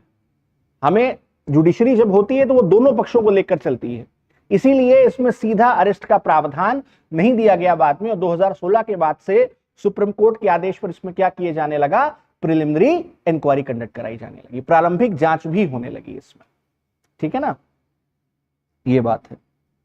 आगे लिखिएगा नेक्स्ट में, अंडर सेक्शन 4 लिख रहे थे ना, लिखिएगा अंडर सेक्शन 4 धारा 4 के तहत, अंडर सेक्शन 4 धारा 4 के तहत an information can be given, एक सूचना दी जा सकती है, an information can be given, सूचना दी जा सकती है, an information can be given, सूचना दी जा सकती है, टू द प्रोटेक्शन ऑफिसर, संरक्षण अधिकारी को, टू द प्रोटेक्शन ऑफिसर, संरक्षण अधिकारी को, टू द प्रोटेक्शन ऑफिसर, संरक्षण अधिकारी को, टू द प्रोटेक्शन ऑफिसर, संरक्षण अधिकारी को, that N act of domestic violence is being committed, कि कहीं पर घरेलू हिंसा की जा रही है, घरेलू हिंसा की जा रही है, घरेलू हिंसा की जा रही है, एंड द इंफॉर्मेंट, और जो व्यक्ति जो ये सूचना दे रहा है, एंड द इंफॉर्मेंट, जो व्यक्ति जो सूचना दे रहा है, इन गुड फेथ, सद्भाव के साथ, इन गुड फेथ, सद्भाव के साथ, इन गुड फेथ, सद्भाव के साथ, नो सिविल और criminal liability can be fixed against him, no civil और criminal liability can be fixed against him, no civil और criminal liability can be fixed against him, no civil और criminal liability can be fixed against him, तथा उस व्यक्ति पर किसी भी प्रकार का कोई सिविल या आपराधिक मुकदमा नहीं चलाया जा सकता, आपराधिक सिविल या आपराधिक मुकदमा नहीं चलाया जा सकता, सिविल या आपराधिक मुकदमा नहीं चलाया जा सकता, सिविल या आपराधिक मुकदमा नहीं चलाया जा सकता। देखिएगा section 5 of the act says, धारा 5 कहता है, section 5 of the act says, धारा 5 यह कहता है that if such complaint is received,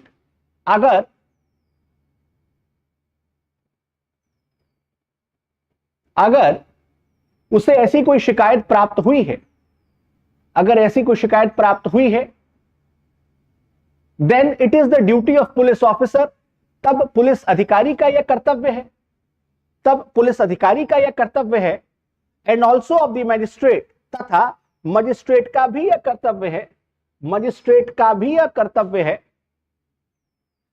to provide her free legal aid, कि उसे मुफ्त विधिक सेवा प्रदान की जाए, मुफ्त विधिक सेवा प्रदान की जाए। Second, to inform her about the rights, उसे उसके अधिकारों के बारे में बताया जाए, उसे अधिकारों के बारे में बताया जाए, दैट द अग्रीव्ड पर्सन, व्यथित महिला, द अग्रीव्ड पर्सन, व्यथित महिला, can also file a complaint, शिकायत दर्ज कर सकती है, शिकायत दर्ज कर सकती है, under section 498A of IPC, भारतीय दंड संहिता की धारा 498A के तहत, भारतीय दंड संहिता की धारा 498 के तहत, भारतीय दंड संहिता की धारा 498 के तहत, भारतीय दंड संहिता की धारा 498 के तहत। अपार्ट फ्रॉम दिस, इसके अलावा, अपार्ट फ्रॉम दिस, इसके अलावा, she can also stay at shelter homes, उन्हें आश्रय गृह भी में भी रखा जा सकता है, आश्रय गृह में भी रखा जा सकता है, आश्रय गृह में भी रखा जा सकता है। If the aggrieved person request to do so, अगर व्यथित महिला यह मांग करती है कि उसे आश्रय गृह में रखा जाए, उसे आश्रय गृह में रखा जाए, उसे आश्रय गृह में रखा जाए, उसे आश्रय गृह में रखा जाए, उसे आश्रय गृह में रखा जाए। लास्ट में लिख दीजिएगा इसमें,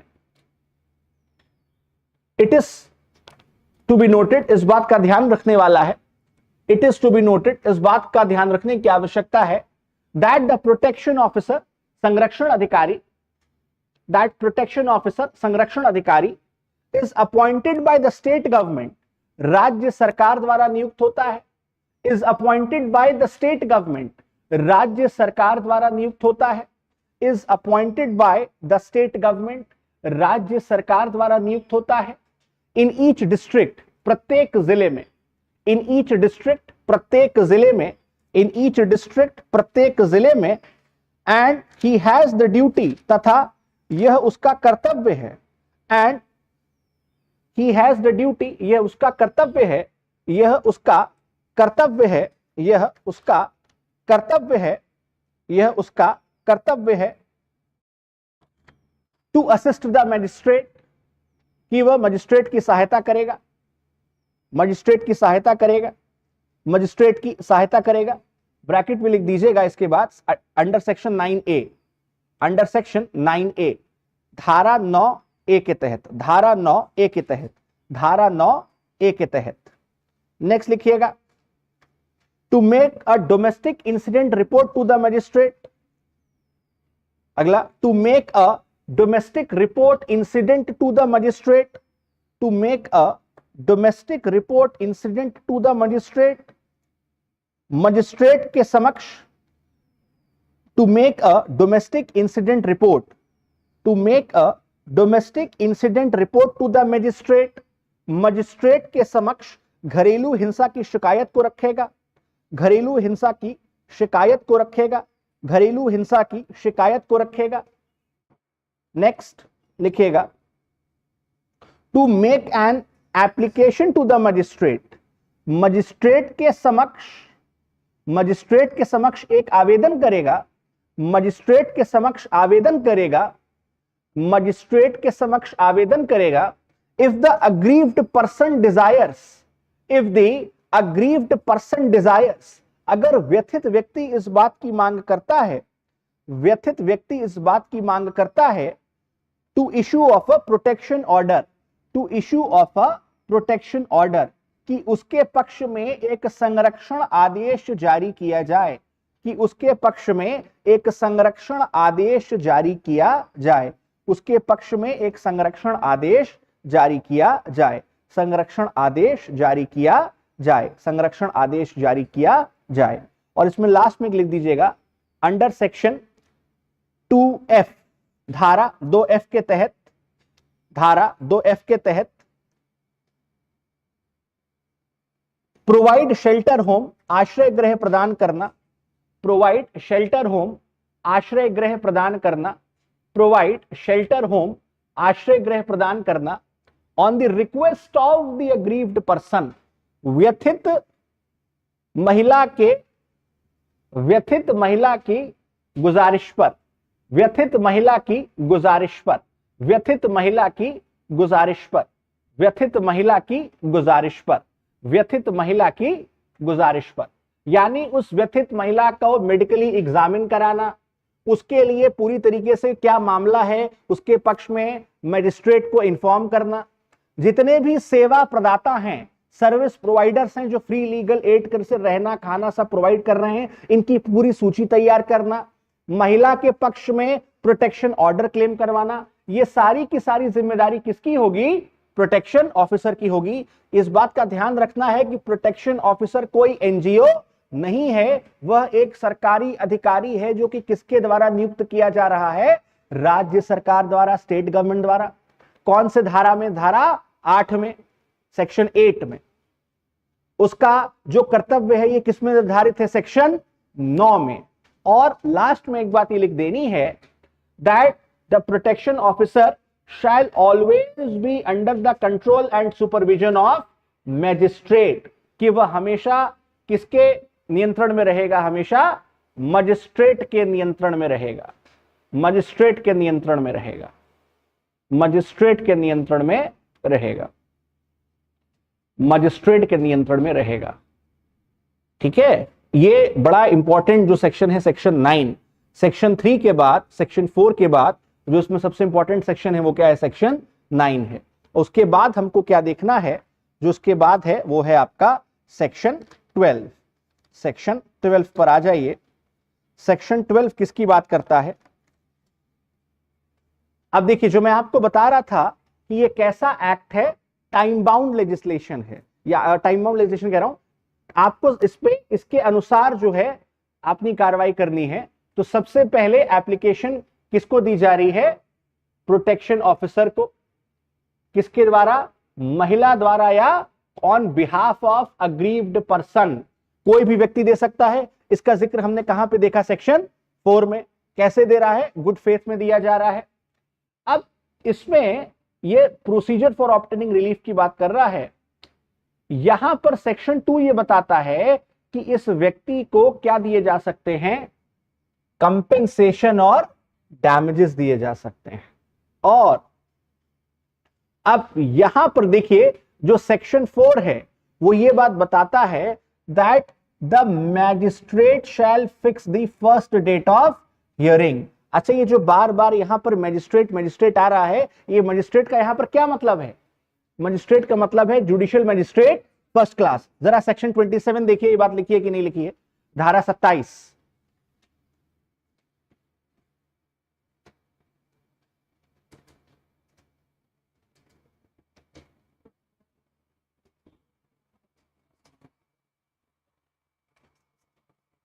लिखा है? The magistrate shall be judicial magistrate of first class. ठीक है, अब देखिए कैसे टाइम बाउंड एक्ट है ये। Shall fix the first date of hearing, सुनवाई की पहली तारीख तय करेगा जो कि एप्लीकेशन मिलने के 3 दिन से ज्यादा नहीं होनी चाहिए। अगर मान लीजिए 20 तारीख को एप्लीकेशन मिली तो सुनवाई की पहली तारीख क्या हो जाएगी, 23 तारीख हो जाएगी।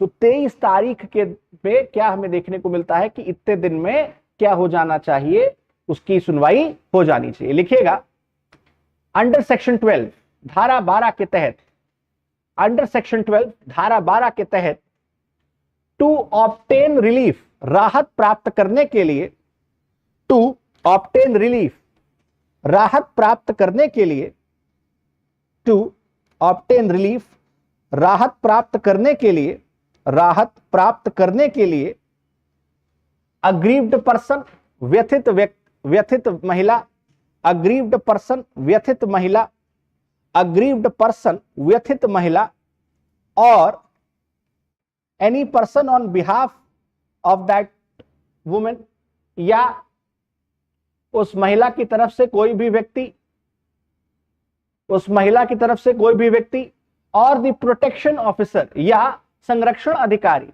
या संरक्षण अधिकारी में present an application to the magistrate, magistrate के समक्ष, मजिस्ट्रेट के समक्ष आवेदन रखेंगे, मजिस्ट्रेट के समक्ष आवेदन रखेंगे, मजिस्ट्रेट के समक्ष आवेदन रखेंगे, मजिस्ट्रेट के समक्ष आवेदन रखेंगे एंड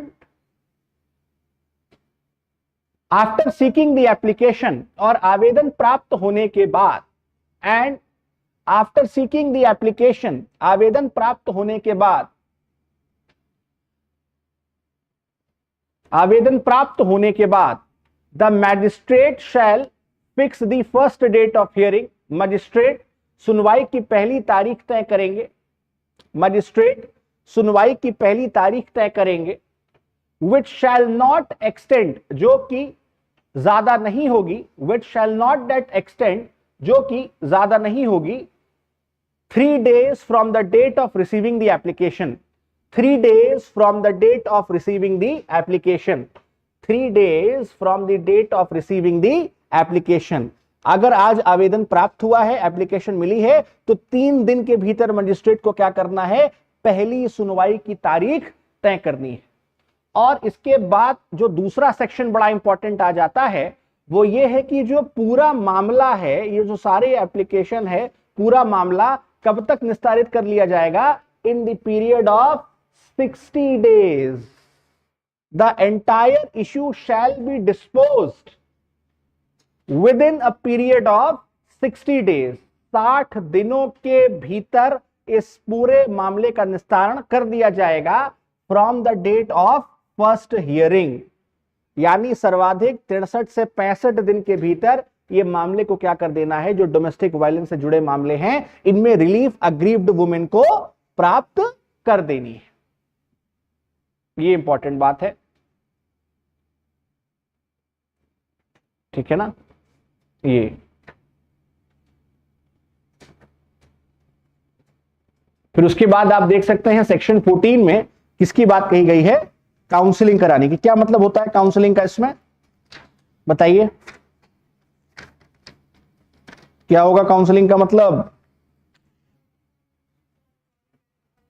हां, किसी भी स्टेज में magistrate at any stage of the proceeding direct the respondent और aggrieved person to undergo counselling with a service provider, क्योंकि वो जो महिला है उसकी मेंटल हेल्थ बड़ी खराब हो चुकी होती है इन सब में, तो वो ताकि उसकी मेंटल फिटनेस बनी रहे, मेंटल वेलबींग बनी रहे, उसके लिए किसका इस्तेमाल किया गया है, काउंसलिंग का। तो मजिस्ट्रेट के अनुसार कभी भी क्या हो सकती है, काउंसलिंग कराई जा सकती है। इसके बाद जो उसमें सेक्शन इंपॉर्टेंट है वो सेक्शन 16 आप देख सकते हैं। सेक्शन 16 क्या बात करता है, proceedings to be held in camera. In camera proceedings का क्या मतलब होता है बताइए।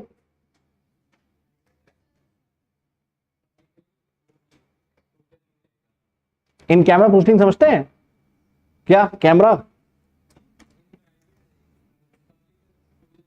हाँ हाँ मीडिया, अखबार, ये सारे लोग कभी भी विचारण के दौरान नहीं बैठेंगे। ठीक है, केवल और केवल वही लोग जो उस केस से संबंध रखते हैं, केवल उन्हीं लोगों को न्यायालय में बैठने का अधिकार होगा। लिखिएगा, अंडर सेक्शन 16 धारा 16 के तहत, अंडर सेक्शन 16 धारा 16 के तहत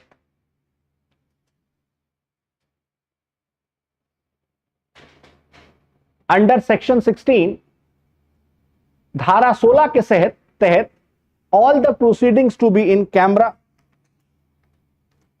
सारी कार्यवाहियों को बंद कमरे में किया जाएगा, बंद कमरे में किया जाएगा, बंद कमरे में किया जाएगा, बंद कमरे में किया जाएगा, बंद कमरे में किया जाएगा, बंद कमरे में किया जाएगा। एंड अकॉर्डिंग टू, इसके बाद लिखिएगा, एंड अकॉर्डिंग टू सेक्शन 18 तथा धारा 18 के अनुसार, एंड अकॉर्डिंग टू सेक्शन 18 धारा 18 के अनुसार, धारा 18 के अनुसार the protection orders shall be issued, the protection orders shall be issued, protection orders shall be issued, संरक्षण आदेश जारी किए जाएंगे, protection orders shall be issued, संरक्षण आदेश जारी किए जाएंगे, संरक्षण आदेश जारी किए जाएंगे। अब ये जो आप देखेंगे जरा 18 से 22 जो है, ये क्या कहलाता है? ये कहलाता है कि यहां पर प्रोटेक्शन, आप जरा एक मिनट बेर एक्ट में देखिए, प्राइम सेक्शन 18 में किसकी बात कही गई है? प्रोटेक्शन ऑर्डर की। धारा 19 में किसकी बात कही गई है? रेजिडेंस ऑर्डर की। ठीक है, धारा 20 में किसकी बात कही गई है? मॉनेटरी ऑर्डर की, यानी धनी अनुतोष भी दिया जा सकता है। और धारा 21 में किसकी बात कही गई है? कस्टडी। और सेक्शन 22 में कंपेंसेशन ऑर्डर की। जरा एक बार आप लोग एक काम करिए, जरा आप पढ़िए एक बार सेक्शन 18, कोई आप में से, तो मैं आगे बताऊं। हाँ, after giving the agreed party the respondent an opportunity of being heard, despite that domestic violence has taken place or is likely to take place, pass a protection order in favor of the agreed person and prohibit the respondent from. एक minute, section 18 ये फैसला कब दिया जाएगा? जब दोनों पक्षों को सुन लिया जाएगा। इसका मतलब प्रिंसिपल ऑफ नेचुरल जस्टिस का पालन किया जा रहा है, यानी ऑडी ऑल्टरम पार्टम, दोनों पक्षों को सुना गया, उसके बाद इस पर फैसला दिया गया, और जिसमें जो रिस्पोंडेंट है उसको किसमें रोक दिया जाएगा? Committing any act of domestic violence, aiding और abetting in the commission of domestic violence, enter the place of employment of aggrieved person, यानी जहां पर वो महिला काम कर रही है उस महिला के कार्यालय या उसके साथ attempting to communicate in any form whatsoever with the aggrieved person, oral, written, electronic, telephonic contact, ऐसा कोई भी उससे वो संबंध नहीं रख पाएगा। तो इसीलिए ये क्या है? प्रोटेक्शन ऑर्डर है। वो उससे मिल नहीं सकता, उससे किसी भी रूप में संपर्क नहीं रख सकता, उसके साथ किसी भी रूप में कम्युनिकेशन करने का प्रयास नहीं कर सकता है, और इसके साथ ही ना ही उसके साथ जो दोनों का जॉइंट अकाउंट था उसका इस्तेमाल कर सकता है। Alienating any assets, operating bank lockers और enjoyed by both the parties including her स्त्री धन और any other property held jointly without the leave of the magistrate. ना ही बैंक से कोई पैसा निकाल सकता है, ना ही किसी भी रूप में उसके साथ उसका कुछ स्त्रीधन ले सकता है, और ना ही उस प्रॉपर्टी का इस्तेमाल कर सकता है वो जो दोनों एक साथ, जिसका गुजर बसर साथ में, जो जॉइंट ओनरशिप थी उन दोनों व्यक्तियों की। ठीक है, अब इसमें लिखिएगा सेक्शन 18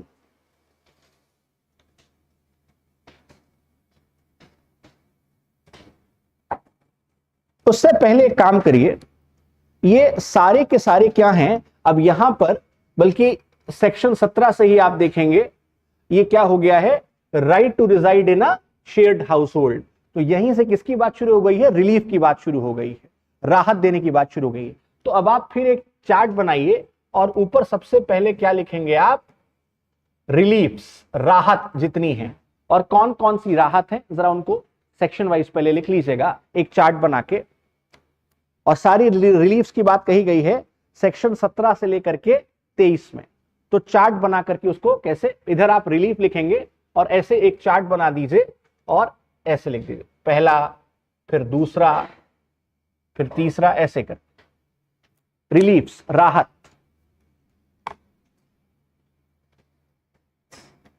राहत,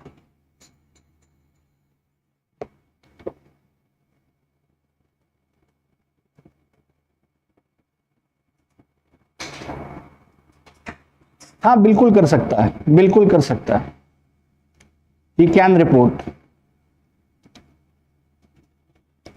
ठीक है, लिखिएगा आगे। Right to shared household, right to shared household section 17 पहला रिलीफ जो उसमें बताया गया है। Right to shared household section 17। साझी गृहस्थी में निवास का अधिकार, साझी गृहस्थी में निवास का अधिकार, right to shared household section 17, section 17। अगला लिखिएगा प्रोटेक्शन ऑर्डर, प्रोटेक्शन ऑर्डर, संरक्षण आदेश धारा 18, संरक्षण आदेश धारा 18, संरक्षण आदेश धारा 18। फिर रेजिडेंस ऑर्डर, रेजिडेंस ऑर्डर धारा 19, निवास आदेश धारा 19। नेक्स्ट लिखिएगा रेजिडेंस ऑर्डर के बाद, रेजिडेंस ऑर्डर के बाद सेक्शन 20 धारा 20, सेक्शन 20 धारा 20 मॉनेटरी रिलीफ, मॉनेटरी रिलीफ, धनीय अनुतोष, मॉनेटरी रिलीफ, धनीय अनुतोष, मॉनेटरी रिलीफ, धनीय अनुतोष, मॉनेटरी रिलीफ, धनीय अनुतोष। फिर लिखिएगा सेक्शन 21 कस्टडी ऑर्डर, अभिरक्षा आदेश, कस्टडी ऑर्डर, अभिरक्षा आदेश, कस्टडी ऑर्डर, अभिरक्षा आदेश। सेक्शन 22 धारा 22 compensation order, compensation order, compensation order, प्रतिकार आदेश, कॉम्पेंसेशन ऑर्डर, प्रतिकार आदेश। और सेक्शन 23 धारा 23 power to grant interim and ex parte orders, power to grant interim and ex parte orders, अंतरिम और एक पक्षीय आदेश देने की शक्ति, अंतरिम और एक पक्षीय आदेश देने की शक्ति, अंतरिम और एक पक्षीय आदेश देने की शक्ति, अंतरिम और एक पक्षीय आदेश देने की शक्ति। तो जो रिलीफ है उसका फॉर्मूला क्या है, प्रोटेक्शन, प्रोटेक्शन के बाद क्या आ जाता है, देखिए रेजिडेंट, पी प्रोटेक्शन, फिर आर रेजिडेंस, फिर मॉनेटरी, एम, फिर पी आर एम सी। इसका जो फॉर्मूला है वो आप प्राइम करके लीजिए या पी आर एम सी सी, जिसमें सबसे पहले क्या आ जाता है आपका प्रोटेक्शन ऑर्डर, फिर रेजिडेंस ऑर्डर, फिर मॉनेटरी रिलीफ, मॉनेटरी रिलीफ के साथ ही कस्टडी और कंपनसेशन ऑर्डर। अब एक बार बस इसमें जरा एक बार सेक्शन 22 देखिए क्या कह रहा है, जरा सेक्शन 22 पढ़िए, देखिए क्या बात कहता है, या सेक्शन 20 से पढ़ना शुरू करिए, धारा 20 से। खत्म, खत्म हो गया।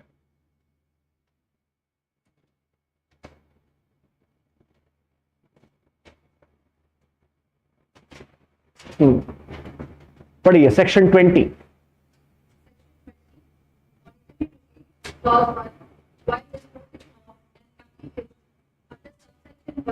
Section 12, the magistrate may direct the respondent to pay monetary relief to meet the expenses incurred and losses suffered by the aggrieved person and any child of the aggrieved person as a result of the domestic violence, and such relief may include, but not limited to, the loss of earnings, the medical expenses, the loss caused due to the destruction, damage, or removal of any property from the control of the aggrieved person, and the maintenance for the aggrieved person as well as the children, if any, including an order under or in addition to an order of maintenance under Section 121 CRPC, or any other law that may be brought to the monetary relief granted under this section shall be adequate, fair, and reasonable, and consistent with the standard of living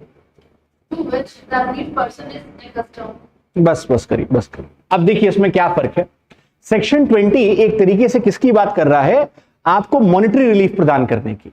जब हम section 20 के तहत monetary relief की बात कर रहे हैं तो जितना मेंटल हैरेसमेंट अग्रीव्ड पर्सन का हुआ है और यानी उससे सेक्शन 125 सीआरपीसी को इंटरलिंक करते हुए अग्रीव्ड पर्सन उस व्यक्ति से क्या क्लेम कर सकता है, मेंटेनेंस भी क्लेम कर सकता है। और वो मेंटेनेंस केवल या वो खर्चा केवल मेडिकल एक्सपेंसेस तक सीमित नहीं होगा, उसमें कोई भी खर्चा जो वो चाहे ले सकता है। एंड ऑल्सो जिसमें शामिल है shall be adequate, fair and reasonable consented with the standard of living to which the aggrieved person। अगर aggrieved person मर्सिडीज में चलता था तो फिर उसको मर्सिडीज का तेल और उसका ईएमआई का पैसा देना पड़ेगा। अगर वो आईफोन लेके चलता था तो उसको आईफोन खरीद के देना पड़ेगा।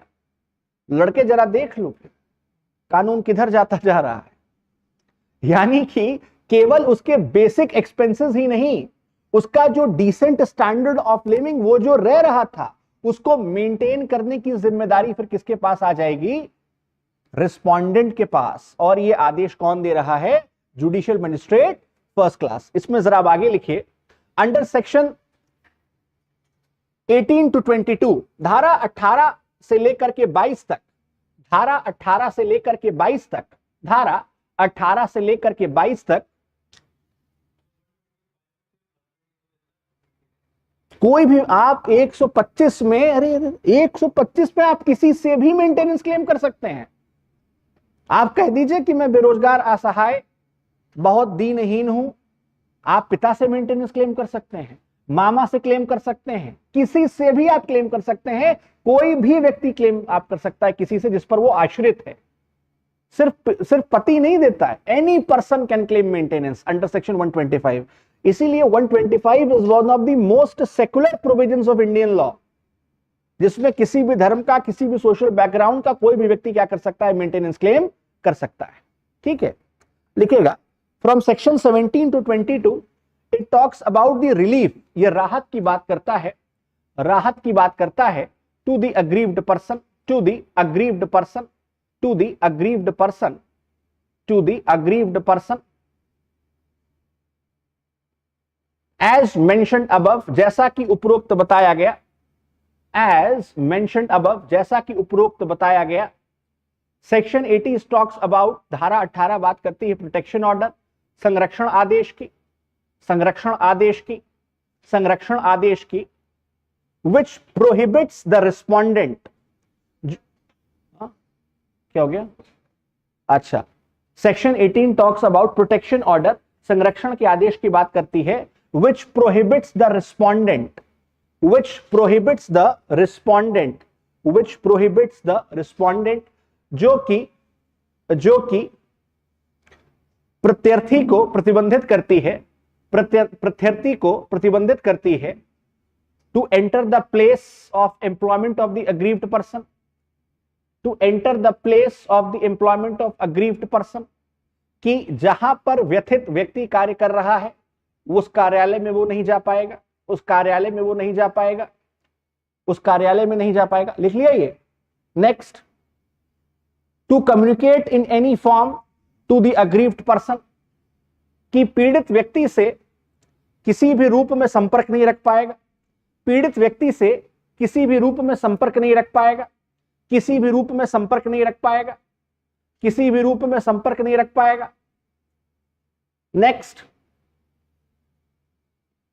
will not operate any bank deposit, किसी भी खाते का उपयोग नहीं कर पाएगा, किसी भी बैंक खाते का उपयोग नहीं कर पाएगा, किसी भी बैंक खाते का उपयोग नहीं कर पाएगा, इंक्लूडिंग दी स्त्री धन, जिसमें स्त्री धन भी शामिल है, इंक्लूडिंग दी स्त्री धन, जिसमें स्त्री धन भी शामिल है, इंक्लूडिंग दी स्त्री धन, जिसमें स्त्री धन भी शामिल है, जिसमें स्त्री धन भी शामिल है, जिसमें स्त्री धन भी शामिल है।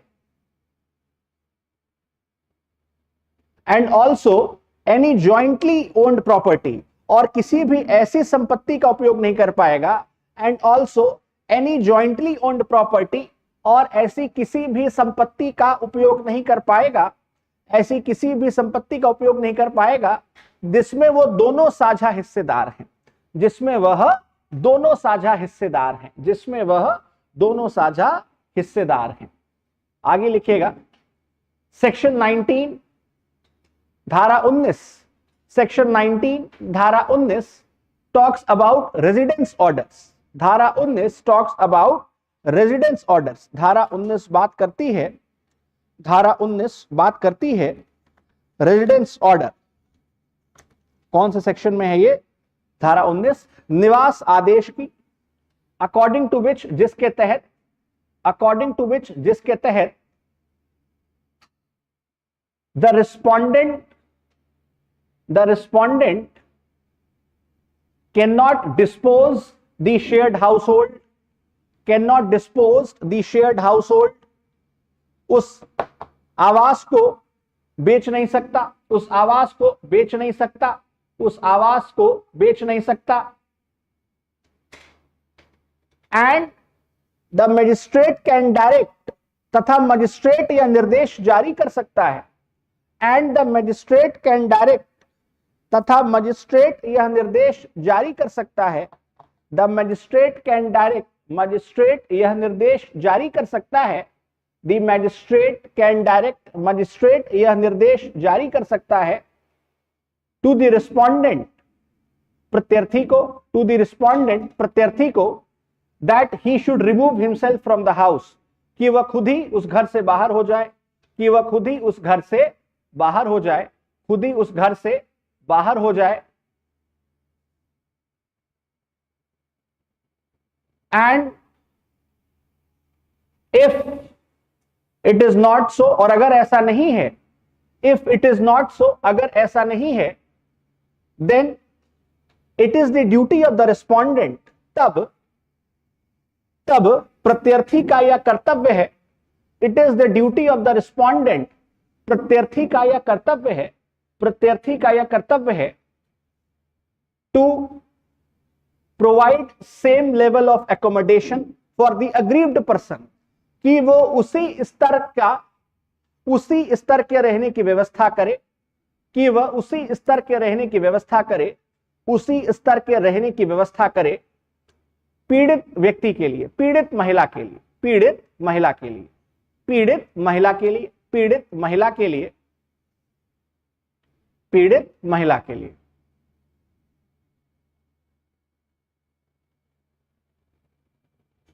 लिखिएगा आगे सेक्शन 20 में, धारा 20 में, section 20 talks about monetary relief. यह धनीय अनुतोष की बात करती है, धनीय अनुतोष की बात करती है, धनीय अनुतोष की बात करती है, which shall be granted to the aggrieved person, जो कि व्यथित व्यक्ति को दिया जाएगा, व्यथित व्यक्ति को या व्यथित महिला को दिया जाएगा, व्यथित महिला को दिया जाएगा, so that, ताकि she can maintain the standard of living, कि वे अपने जीवन स्तर का संरक्षण कर सके, कि वे अपने जीवन स्तर का, अपने जीवन स्तर का, अपने जीवन स्तर का संरक्षण कर सके, अपने जीवन स्तर का संरक्षण कर सके, जीवन स्तर का संरक्षण कर सके। And also the magistrate can order, तथा इसके तहत मजिस्ट्रेट यह भी निर्देश दे सकते हैं, मजिस्ट्रेट यह भी निर्देश दे सकते हैं, मजिस्ट्रेट यह भी निर्देश दे सकते हैं, टू पे द लमसम पेमेंट, कि वे एक बार में सारा भुगतान करे, एक बार में सारा भुगतान करे, एक बार में सारा भुगतान करे, और या इन अ मंथली बेसिस, या हर महीने, या हर महीने, या हर महीने, या हर महीने। लिखिएगा सेक्शन 21 धारा 21, सेक्शन 21 धारा 21 It talks about the custody orders. It talks about the custody orders. यह संबंध रखती है, यह संबंध रखती है अभिरक्षा आदेश से, अभिरक्षा आदेश से, अभिरक्षा आदेश से। अंडर दिस, इसके तहत, अंडर दिस, इसके तहत the magistrate can direct, magistrate यह आदेश दे सकते हैं, the magistrate can direct, magistrate यह आदेश दे सकते हैं, the magistrate can direct, magistrate यह आदेश दे सकते हैं that the temporary custody of the child, कि बच्चे की कुछ समय तक के लिए अभिरक्षा, कुछ समय तक के लिए अभिरक्षा, कुछ समय तक के लिए अभिरक्षा should be given to the aggrieved person, व्यथित महिला को दे दी जाए, व्यथित महिला को दे दी जाए, व्यथित महिला को दे दी जाए, और द पर्सन या उस व्यक्ति को, और द पर्सन या उस व्यक्ति को, और द पर्सन या उस व्यक्ति को who is making the application on her behalf, who is making the application on her behalf, जो उसके स्थान पर आवेदन दे रहा है, जो उसके स्थान पर आवेदन दे रहा है, उसके स्थान पर आवेदन दे रहा है। एंड इफ नेसेसरी, और अगर आवश्यकता पड़ती है, एंड इफ नेसेसरी, अगर आवश्यकता पड़ती है, इफ नेसेसरी, अगर आवश्यकता पड़ती है, then the respondent can also visit the child, प्रत्यार्थी भी बच्चे से मिल सकता है, बच्चे से मिल सकता है, but with the permission of the court, न्यायालय की इजाजत के साथ, न्यायालय की इजाजत के साथ, न्यायालय की इजाजत के साथ। बस इस बात का ध्यान रखना है कि जो रिस्पोंडेंट मिल रहा है वो बच्चे को किसी भी रूप से नुकसान ना पहुंचाए, इस बात का ध्यान रखना। जो आप सुनते होंगे जब डाइवोर्स इस टाइप का मामला चलता है तो कोर्ट ही डिसाइड करता है कि बच्चे की कस्टडी किसको दी जाएगी, पर इसमें फिलहाल टेम्परेरी अरेंजमेंट में किसको दे दी जाती है, अग्रीव्ड पर्सन को। और अगर रिस्पोंडेंट उसका पिता है तो उसके मिलने का अधिकार उसको किसके साथ मिलेगा, किसकी परमिशन से मिलेगा, मजिस्ट्रेट की परमिशन से मिलेगा। और लास्ट में लिख दीजिएगा compensation order and section 22 and 23, compensation and interim order, compensation and interim order, compensation and interim order, compensation and interim order, यही बात है। और अब इसमें कुछ ऐसा है नहीं खास जो आगे बताया जाए। अब ये जो मैं जुरिस्डिक्शन की बात कर रहा था आपसे कि यहां जो मजिस्ट्रेट का मतलब है वो क्या है, जुडिशियल मजिस्ट्रेट फर्स्ट क्लास। इसी के साथ इसमें जितने इंपॉर्टेंट सेक्शन हैं वो सारे के सारे खत्म होते हैं। बस इस बात का ध्यान रखिएगा कि जो अपील जाएगी सीधा वो कहां जाएगी, कोर्ट ऑफ सेशन में चली जाएगी, क्योंकि ये जेएम फर्स्ट क्लास है जो ये सारे फैसले सुना रहा है। और कब तक कर सकते हैं अपील, विद इन 30 डेज, 30 दिन के भीतर दोनों पक्ष कर सकते हैं, 30 दिन के भीतर कर सकते हैं बस। बाकी इसमें अब कोई भी सेक्शन आपके एग्जाम के पॉइंट ऑफ व्यू से इंपॉर्टेंट नहीं। जितने भी इंपॉर्टेंट सेक्शंस थे, क्या जो इसकी हिस्टोरिकल बैकग्राउंड था, जो इसकी तमाम चीजें थी, वो हम लोगों ने कंप्लीट कर लिया है।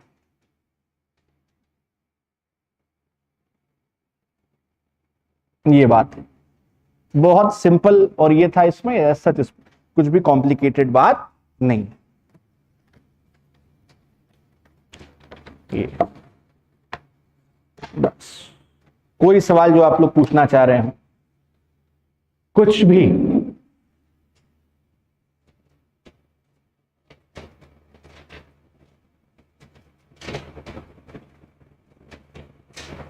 अब देखिए यहां पर एक्स पार्टी ऑर्डर में एक बात ध्यान रखने वाली है, that if the magistrate is satisfied, अगर मैजिस्ट्रेट इस बात से संतुष्ट हैं that the prima facie discloses, प्राथमिकता ये लगता है that act of domestic violence has been committed और there is a likelihood that he may commit an act of domestic violence. अभी हुआ नहीं है, मजिस्ट्रेट को ये लग रहा है कि ये भविष्य में ऐसा कर सकता है, तो पहले से ही मजिस्ट्रेट क्या जारी कर सकता है, x Partey order on the basis of affidavit, affidavit के आधार पर कि मेरे साथ ऐसा किया जा सकता है, तो एक्स पार्टे हो जाएगा। पर एक्स पार्टे है तो उसका मतलब दोनों पक्षों को नहीं सुना जा रहा है। ये पूरी तरीके से मजिस्ट्रेट के डिस्क्रिशन पर है, पर ऐसा जरूरी नहीं है कि मजिस्ट्रेट हमेशा एक्स पार्टे ऑर्डर जारी करेगा, ठीक है ना, क्योंकि हम लोगों ने पहले सुना था कि जो प्रोटेक्शन ऑर्डर दे रहा है वो हमेशा दोनों को सुनने के बाद दे रहा है, बट ये मजिस्ट्रेट के डिस्क्रिशन पर निर्भर करता है, ठीक है। इससे ज्यादा सेक्शंस इसमें इस एक्ट में इंपॉर्टेंट नहीं है, जिसका इन्फोर्समेंट सारी चीजें सारा डिटेल कब के बेयर एक्ट के साथ इसका हिस्ट्री सब हम लोगों ने पूरा कर लिया है। जो आप लोग पूछना चाहिए, वैसे कुछ है नहीं इसमें ऐसा पूछने वाला, क्योंकि कब तक मैं यही बताऊं कि अब दरअसल अब मजिस्ट्रेट ये कर रहा है। We have done with all the sections, ठीक है ना। एक बार ऑनलाइन और देख लेते हैं। आज कोई और भी क्लास है आप लोगों की? चलिए चलिए, थैंक यू। हाँ, एक मिनट।